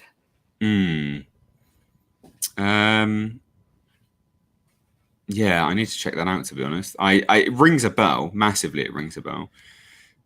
Someone says, Mr. H, has Lauren ever seen Battlefield Earth? Have you ever seen that? Yes, I have. I know that's where I live. That is on Netflix. That is very bad. It is one of the worst movies ever made. The only thing that I remember really from it is that it's all shot at like that. What is it? The Dutch angle or whatever. Like all of it. All of it. Like, wow, you really went for it. It's so bad. And bloody John Travolta was loving life in that. He is just absolutely loving life thinks it's the best thing ever. You can see he's just really, really enjoying it. It's such a bad movie. Miss H reviews. Here we go. Here's the one I missed. Sorry. I was wondering if you agree with getting rid of best foreign picture and making all foreign films eligible for best picture, like Parasite. Yeah, they should. I mean, what they should have is a best foreign picture, and then the foreign picture should just be able to compete with modern, like normal territory, domestic territory pictures. I'm thinking my bloody word's terrible. You got to remember, guys, this is like 10:30 for me here, so I'm a little bit tired. What do you think? What do you think about that in terms of the Oscars and how they sort of single things out and sort of section stuff off? Well, the first thing I think about the Oscars is that I absolutely think there should be a category for, best stunt or something like that. Yeah, sure, yeah, I agree with that. Especially nowadays where, they're really just, that industry Wouldn't Tom Cruise win all the time? I don't know, with his like little running arms. So that's the first thing. But also, I don't know. I've actually gone back and forth on this because I know, like, I don't know if there's the equivalent of like the American Film Awards. And for a lot of people, I think that is the Oscars. So I don't know if kind of like making it all international would kind of be taking away from American media specifically. So I don't know about that. I kind of feel conflicted. Although, to the point now, since they introduced these diversity quotas, I increasingly feel like they're meaningless anyway. So. Yeah, true. I just feel like if you're the Oscars is a worldwide, it's the best of film in general, isn't it? So yeah. I don't see what, if it's the best of film in general, but you only have domestic films, I guess, competing for like. Yeah, and it's not even just domestic, because British films don't compete. So I guess that seems a bit dumb, to be honest.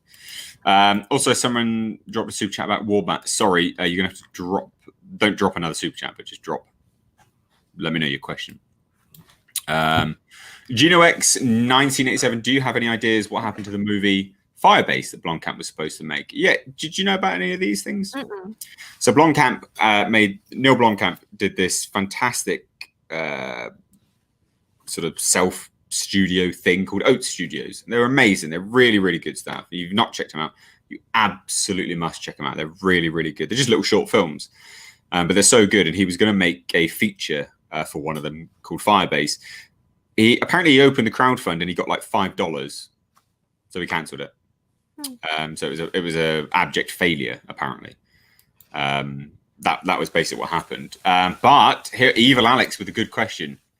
Lauren, this is for you. What don't you like about the 80s? The best film decade ever. Wow. From Terminator, Blade Runner, The Shining, Nightmare on Elm Street, The Thing, Evil Dead 2, Aliens, and more. You've got some. Was The Shining 80s? Yeah, 1980. Oh yeah, just made it in there. Yeah. So I don't know. It's just I don't like the hair, the fashion. Something about the cinematography is strange. Like they were very into like very deliberate cuts, like very deliberate fades, and harsh cuts. Yeah, or things like that. And let's see. Terminator's good. Evil Dead 2. Not as good as Evil Dead 1. It's just everything from the 80s seems like campy to me. And I know this is a controversial take, but in my opinion, the best decade. Yeah, even Blade Runner. Really? That's interesting. I don't know. For me, the best decade for films is the 90s. And that might be because I grew up in the 90s. But yeah. So what movies do you like from the 90s so much? There are so many good action movies from the 90s. Like someone mentioned in the chat, Face Off. Let's see what else. Was Con Air in the 90s? Yes, it was. Con Air, yeah. Independence Day. Yeah, there was just so many good ones. Mm. Yeah, and that was like when Nick Cage was in good movies. I'm really surprised you think Blade Runner's campy. Like, genuinely, that shocked me. A little bit. But it's not its fault. It's the 80s. Oh, right. Yeah, it's not its fault. It's just it's product of. Okay, so what did you think of Blade Runner 2049 then? I like Denis Villeneuve. Mm. Yeah, okay. One of the reasons why I'm looking forward to Dune. I'm not a huge Ryan Gosling fan, but I thought it was all right. Although I didn't think it was as good as I think some other people. I've only seen it the once. I don't feel any urge to rewatch it. So I did rewatch it and I had a really good time rewatching it, actually. I thought it was good. It's good to have breaks in it as well. Good to be like, I'll just go downstairs, quickly go get a coffee, like just chill out for a little bit. Yeah. Oh, dear. So again, just dropped it to. So here's the. This is a MonsterVerse one. Warbat seems to be based on a monster from the Godzilla animated series named King Cobra, I think. Yeah. So were you ever familiar with the Godzilla animated series? I watched it when I was a kid. Yeah, when there was like the baby Godzilla that became imprinted on Topolopoulos or whatever his name was. I can't remember what his name was. That was the thing I remember distinctly about that show was the Loch Ness Monster episode, and I don't know why I remember it so distinctly, but I remember that one. I mean, it's not good. Like it's not epic. Yeah, I don't remember that one. Guilty pleasure. But then I wonder if in the UK we had different sort of shows as well, because I remember Biker Mice from Mars. Does that ring any bells? No, well, they're literally mice. Yeah, I grew up in Hong Kong actually, and the only like English language children's shows are what my grandmother would tape on VHS and then mail over to us. So I didn't get a lot of them. Well, so that's an interesting one. Let me just do this real quick, get these super chats up to date, and then I want to ask you about that then. So tell Lauren to watch Scarface. I've seen Scarface. What do you think about that then? That I thought it was okay. My brother went through this weird Tony Montana phase. He had a white suit made. It was unfortunate. Really? Yeah, he did. He wore it. Yeah, Scarface is good, but again, Michelle Pfeiffer, of course. But yeah, that's one of the better movies from the 80s, in my opinion. That is one of my favorite films of all time. Like I think that perfectly tracks the rise and fall of a man, and how they sort of succumb to the pressures of society and trying to be the best, and obviously also coming, so it is very anti-communist as well, which is told from that perspective in that time is very, very visceral for it as well. Talking about Russian movies, let me recommend one, Spacewalker from 2017. It's Russia trying to keep the lead in the space race. First man doing spacewalk. Interesting. I'll check that out. Jack, appreciate that, man. The Russian media that I'm watching right now, it's on Netflix. It's called Leo and Tig, and it's like made for little kids, but it's good if you're trying to learn the language. It's like this little like leopard and this tiger that have adventures. But the thing is, because it's Russian, it's super dark. Like it's really dark. It's like four kids, but they're just a harder people than us, I guess. There was speaking of like very strange children's thing, wasn't there like a Denmark cartoon about a man with a giant penis recently? Yeah, I heard about that on What was that? Twitter. So bizarre. I just saw I haven't looked into it, but I just seen that. I was like, what is this? What on earth is this? Gino X, a controversial opinion, Stargate was the best movie from the 90s. None of the TV shows ever came close to its greatness. What do you think about that? Because you like the 90s so much. Yeah, I mean, my family loves the Stargate universe, SG-1, Atlantis. I didn't watch Universe because I heard it was bad, but and the movie, of course. But the thing for me personally, and the Stargate movie is really good, but there's I think it's James Spader was the original Daniel, and then he got replaced in the series, and so I went back and rewatched the movie, but I'd already like been really committed to the series, so I couldn't get out of him being Daniel. But it is really, really good. I don't know if it's the best, but it's really good. Yeah, I mean, I remember it being. I remember the costumes being really, really good. Of the Anubis heads. I think they're the Anubis heads. I remember them being actually quite menacing, which is quite for the 90s rare. What did you think of Heat 95? Loved it. I don't think I've seen that. I'm gonna have to look at it rings a bell. I'm gonna have to look at the image.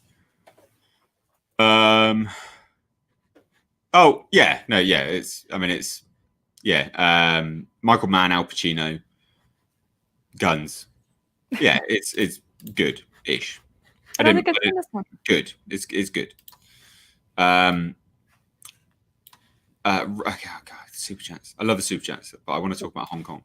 If Scarface was made today, it'd be Tox Maz the movie. It is being made today with who's the Creed star? What's his name? He was in Panther, Killmonger. Oh, Jordan B. Peterson? Yes, he Michael. No, Michael B. Jordan. There Michael we B. go. Jordan. There you go. On our Combination name. of all the names Yeah, there. all We've the got names. Michael B. Goodness. Jordan. Yeah, he's going to be the Tony Montana character apparently. With the Interesting. Coen brothers writing it or directing it. I can't remember. And so it is being made today. Interestingly, have you both seen Carlito's Way? No. It rings a bell, so probably, but I'm not sure. So I'm going to have to Google that. Would you both like to see Tarantino do another horror film, as I did enjoy for Dusk Till Dawn? What do you think of that Dusk Till Dawn? I did like it a lot. I actually also tried watching the new series, and I couldn't get into that. I like anything Tarantino does generally. I haven't actually. No, the last one he did, Once Upon a Time in Hollywood, I couldn't get through it. Could you not? I liked that. That was all right. Through it. Really? Yeah. Why? I don't know. I just felt. I mean, it was long. Like it was. Yeah, really... it was just very long, and I was excited about the whole like Manson connection because I'm a horror fan. So it's sort of on the. Yeah, it's in the periphery, and I it? think I was just a bit disappointed by that, and I don't know. I couldn't. I know a lot of people were really into like the whole like bromance between Leonardo DiCaprio and Brad Pitt in the movie, but I just it didn't appeal to me. But I would like to see him do another, and actually, I'm still holding out hope that he might do Star Trek at some point. Yeah, I'd love that. A lot of people really hate that idea, but I think it'd be great because it would just breathe new life into the franchise, something completely new. Like, why would you like him to do it? Well, I think it would just be a really interesting take on Star Trek Tarantino. I mean, I don't know if he would go full Tarantino, give it the treatment of like, I don't know, 1970s music and just the blood and gore, like, his thing. But I think it would be really interesting. And I feel like with the recent trilogy that I guess is now done, I don't know. It didn't really feel like Star Trek anymore, but Tarantino's actually a fan. And so maybe it'd be better. Yeah. No, I agree. I think I cop a lot of flack for that, but whenever they've spoken about it and stuff, I'm like, yeah, I think that'd be great. New life, respectful. Because people are like, well, it doesn't, it shouldn't be R-rated. And I'm like, yeah, but there's nothing wrong with it being R-rated for an R-rated crowd. It doesn't have to go against the core values of Star Trek. You can still have it, more mature anyway. Have you heard about The Expanse? Asking for a friend. Go watch The Expanse now. Dan Tucker, Stargate was a huge letdown at the time. How does it get more love than Ana de Armas in Blade Runner 2049? How? How could Stargate? And this is not me hating on Ana de Armas because love her, gorgeous. But no, you're wrong. You're wrong. I'm sorry. I assume he's talking about the movie. I don't know whether was it considered a letdown at the time. I can't remember. I don't know, but I realized that my family's opinions of movies are not exactly the most reliable because another really popular movie in my family is actually Kevin Costner's Waterworld. Oh, but that's a guilty pleasure, isn't it? Surely. I don't know. I grew up thinking it was universally loved, and I was some outsider for not liking it. And then, like decades later, I find out, oh, actually, I'm right. They're wrong. Box office bomb. One of the worst movies ever. So I don't know. Maybe Stargate is similar to that. I don't know. Maybe. A marshmallow dropped on for favorite femme fatale, especially from Tarantino movies. Yeah, Kill Bill. Kill Bill. That's my favorite femme fatale from a Tarantino film. Yours? I kind of like Lucy Liu's character in Kill Bill, which I can't remember. Oh, Renishi. I think she's kind of cooler in that. There's also Elle, who's pretty iconic from those movies with the eye patch. Yes. Let's see. There's also Uma Thurman in Pulp Fiction. No, I'm going to go with Elle Renishi. Good. Yeah, good choice. Good choice. So that's caught up on Super Chats. Now, tell me about Hong Kong. And how do you feel about Hong Kong currently? Because not a lot of people talk about Hong Kong, and I've been on about Hong Kong. I talk about it whenever I get the chance, when it's kind of included in little bits and pieces. Because I think it's tragic what's going on over there. I think it's absolutely disgraceful and abhorrent. And I was quite pleased when the UK, we're getting a little bit political now, when the UK government offered asylum. They opened it up for asylum because it's awful. So what's your, you see grew up there, what's your background with that location, and what's your connection now, and sort of your thoughts on that? Yeah, so my dad is from Hong Kong. He was born there, and I was born in Canada, but I actually spent my childhood in Hong Kong until I was like 10 or something. And then even after that, I've always kind of gone back and forth to Hong Kong. Actually, right now is probably the longest I haven't been back. It's been maybe 2 years, 2.5 years, maybe more since I'm not good with dates, but this is the longest it's been since I haven't been back. And it's kind of strange because when I was growing up there, it was still under British rule. It was before the handover. And so, I went to British schools there. It was, modern democracy, modern country, all of that. And, it feels like since moving away, every time I've come back, and as the China's Communist Party has kind of taken hold on it, it's different. Like I remember the last time I was there walking down, walking in Central, which is kind of like the downtown area, that there are now like propaganda posters against the Falun Gong and things like that. And it's really heartbreaking. And against what, the Falun Gong? Sorry? What is the Falun Gong? I know what that is, but wasn't there the persecution of all of that in China? Yeah, so they're the I guess the group that's being organ harvested and being arrested. And it's interesting because, growing up, I always believed Falun Gong was an evil cult because that's what the propaganda posters tell you. And then at a certain point, I found out that one of the YouTubers that I really like, Chen, is Falun Gong. And I was like, oh. But then I was like, wait, the only reason I think that is because of the Chinese propaganda posters. Maybe I need to look into it myself. Turns out they do have some strange beliefs, but it's... So what is it then specific? Because, well, I mean, my understanding of it is quite rudimentary. Like it's not a huge deep understanding. I thought it was just almost like it's like a form of a religion, but not about sort of energies and things like that. Is that right? Or it's closer to Scientology than your average religion. Let's put it that way. Oh, okay, right. Yeah, and even what is it that show that goes around performing traditional Chinese dance?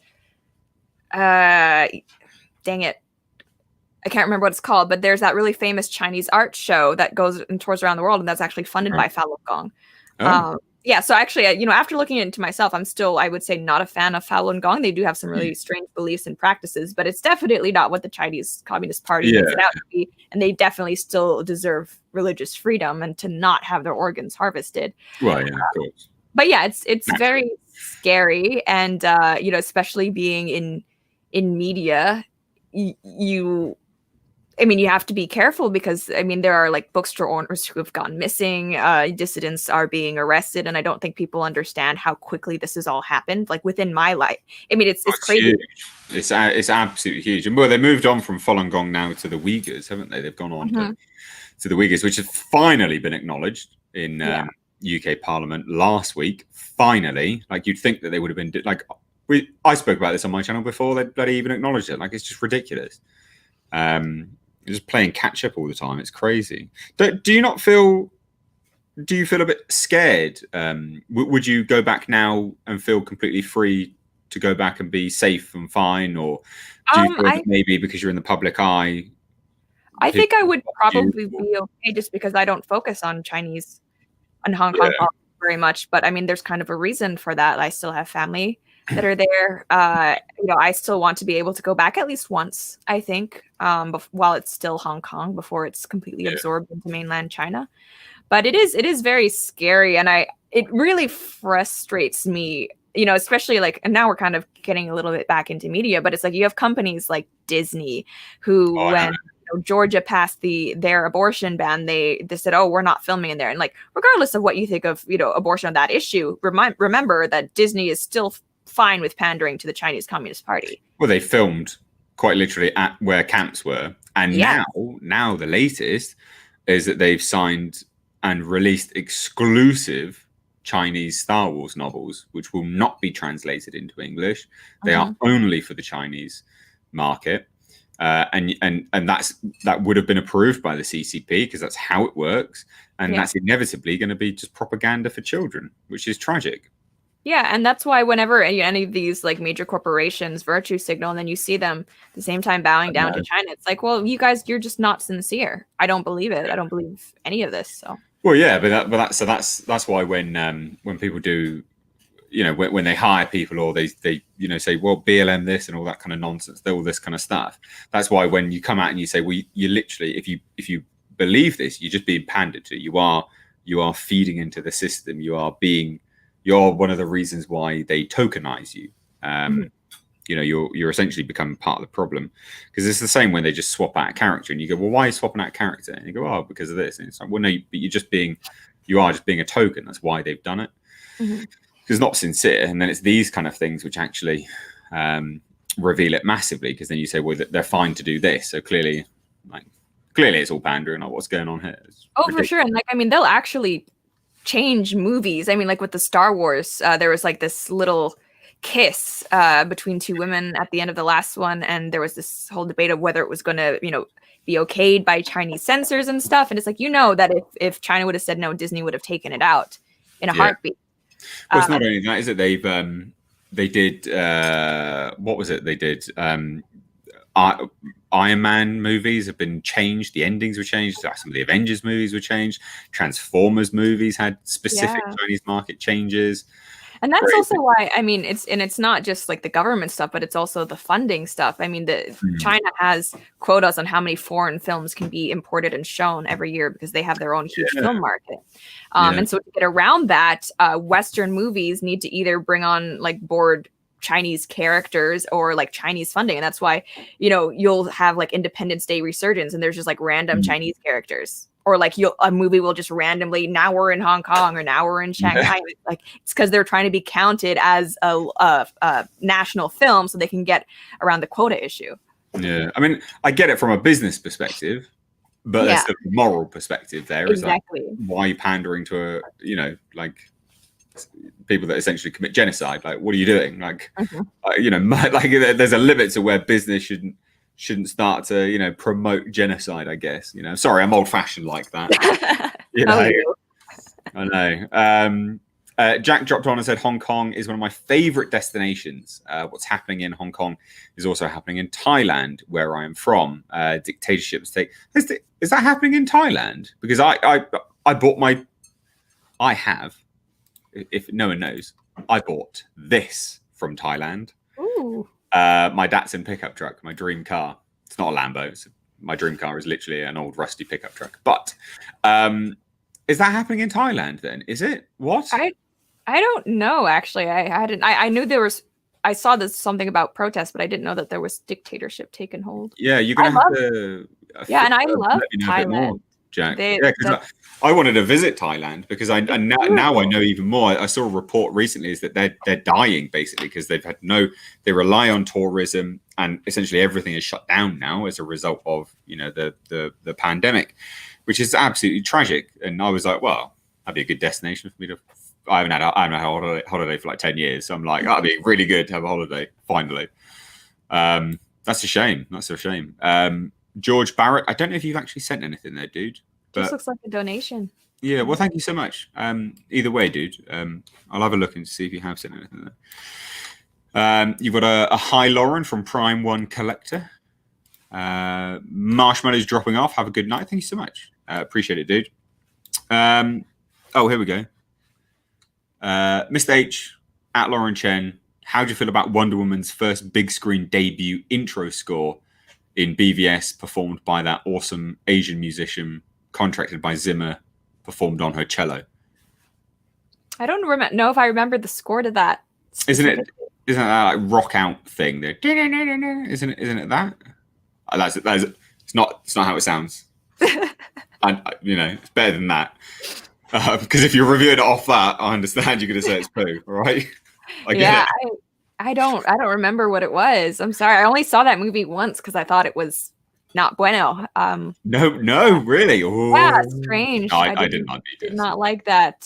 Was that nervous skinny fellow who ended up playing Lex Luthor? Yeah, Jesse Eisenberg. Yeah, not a fan of that. It's such a. So I watched Zombieland last night. He's good in that. He's amazing in it, and I'm like, why did you hire him for Lex Luthor? Like he's someone that deserves to be typecast because Yeah. that's his mannerisms. Like it's what he can do, I guess. That's the range that he has. Finbar White, here we go. This is an interesting one, I think, for you, Lauren. George Orwell's 1984 slowly coming true.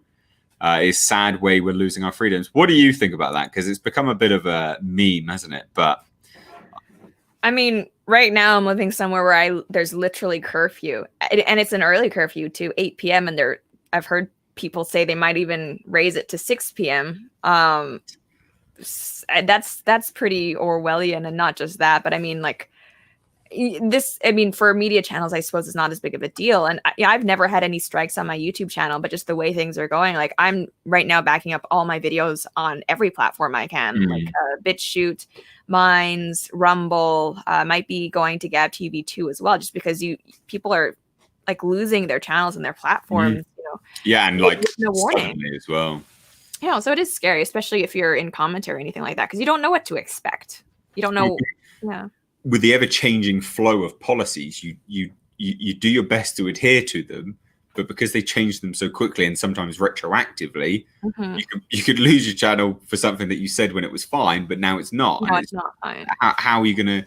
How do you manage that at the end of the day? How do you manage it? It's just ridiculous. And there's also, I mean, there's just unfair application of these rules. I know I was banned from Twitter, and suspended. Sorry, it's the only time I've been suspended from Twitter because I called someone a cockroach, and I meant it as an insult. But apparently, that's a racial slur against Black people, which no, that's the thing. I've looked it up, and I don't see anything about that. And obviously, like I didn't like what this person was doing, but it had nothing to do with race. But because that person happened to be Black, I got suspended for it. And it's like, what? That I should be able to, if I could call like a white person this name, I should be able to call a Black person a name. And granted, it's not very nice. It's not a very nice thing to do. It's an insult, isn't it? You're meaning it to be an insult. Exactly. You're meaning it to be a racial derogatory slur. Yeah, I've never heard cockroach being a racial slur. That's ridiculous. Yeah.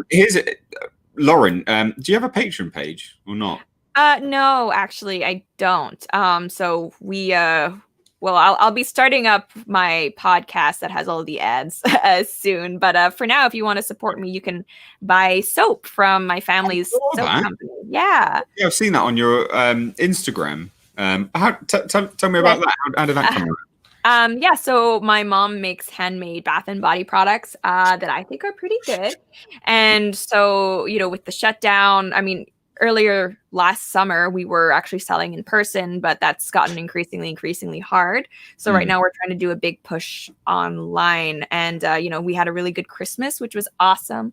But yeah, if you want to check out anything, the site is clearlypure.com, and it's CLEARLYPUR.com. And EARLYPUR.com. And actually I have one of our Guinness soaps here. It's like made with actual Guinness beer. I don't know if you can see that. They smell good. And it's great. Since she started this, I haven't taken a bath without a bath bomb in like a year. So I'm definitely benefiting. So I'm going to leave this one up on the channel. So those that are watching this retroactively, I'll leave it down in the description box. So you can go and check that out as well as Lauren's new channel. So tell me, I guess kind of before we close, we never spoke about time. So these things can just kind of go on and on and on and on and on. So if you need to bugger off, just tell me. But I thought what's the deal with Canada now currently? Because I'm always intrigued to hear other countries and things like that, how everything's going. What is happening there? So Canada's kind of strange because like right now I see a lot of Americans saying, well, the reason why we need lockdowns is because we opened up too soon or never closed down to begin with. And that's why we're having all these spikes. Where I live, we like locked down in April and never opened up. And now we're still having spikes to the point where we need to lock down even more, which is really hard to do when you're already locked down. Yeah. And it's really frustrating, especially like this is affecting actually like, our healthcare system. My dad, he needs to get a cancer screening done and we're having trouble getting people to call us back. it's been weeks. We can't get a hold of anybody. Blood tests are delayed, and I got a biopsy done for this mole on the back of my head in December.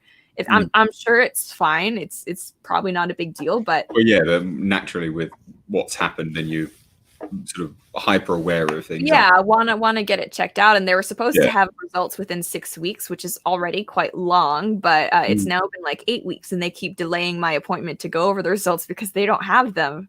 Because the government is shutting down what they consider like non-essential medical services, but I kind of feel like cancer screenings should be essential. Well, when it gets 1 in 3 people, yeah. I think the risk to that's odd.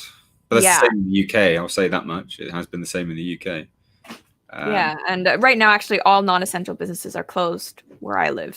So it's a complete lockdown. Are you on house arrest? Do you have to stay in your homes, or we can go out between, as long as it's not 8 p.m. to 5 a.m.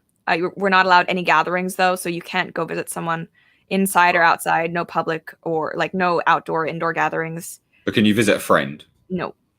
You can only visit a friend if like they live alone or one of you needs to live alone. Otherwise, you can't. That's basically what we're doing. So we're on house arrest. You have to stay in your homes. Yeah. We don't have curfew yet. But yeah, very, very similar. Not fun. Not fun. We were basically closed down the entire time anyway. Like we were barely opened back up. Nothing really opened back up, and it did. But then they shut it all down again, so not fun. But on a lighter note, Lauren, please review Aliens versus Predator Requiem. It's Mr. H's favorite. Was that the one where you basically can't see anything? Yes. Huh. That's not the one where they're in the Arctic, is it? No, so that's AVP. That's the first one. And then Aliens versus Predator Requiem is when they're set in like a small, like suburban town thing with a pizza boy. Apparently that pizza boy went and killed a bunch of people or killed himself or something like that. Went really mental afterwards. So not good. I think he killed someone and was in prison, or killed someone and then killed himself. I can't remember, which is quite tragic. But anyway, side note, review that one. Apparently you can have fun with that. All right. Yeah, there you go. So I think we'll sort of wrap up here. So I'll let you go. But so, guys, before we sort of round this out and go anywhere, these are the roundtables. They are every Monday, Wednesday, and Friday. They are 9 p.m. GMT and 4 p.m. Eastern Standard Time. So please do check them out, because you won't be notified, because that's how YouTube works. They're really, really bad at notifying people. I'm sure you've found that as well. Like, they just suck. They just don't do it. Sometimes they're going live and they'll do it like 3 hours later. It's like, that's cool. That's useful. Yeah, great. That's just what I want people to know. Yeah. After the fact. Ridiculous. So please do keep a watch out. Follow me over on Twitter at Mr. H Reviews. It's actually the same thing on my name here, because I always tweet them out there. But where can people find you, Lauren? So if you care to follow me on Twitter, which honestly, Twitter's just a terrible place, but you can at the Lauren Chen, and it's the same on Instagram as well. And then if my main political channel is just Lauren Chen. It used to be that if you search that, YouTube would not pop me up. So that's fun. But if you go through Twitter, I should be there. And then the media channel is just Mediaholic, and I will have a new video out, hopefully either tonight or tomorrow morning, depending on how long I take to edit. Yeah. Awesome. So yeah, guys, I've chucked the Lauren's media channel in the chat. Those that are watching this back, because this will be on the channel in a few days' time. I will make this live in a few days' time. The links to Lauren's soap company will be in the description box. Twitter channels, such and such forth, will be down below. So hope you enjoyed it, ladies and gents. Thank you for joining me. Thank my esteemed guests for joining me as well. It was fantastic. I really, really enjoyed it. So I appreciate you coming along. Lauren, thank you for having me. Thank you very much. So cheers, everyone.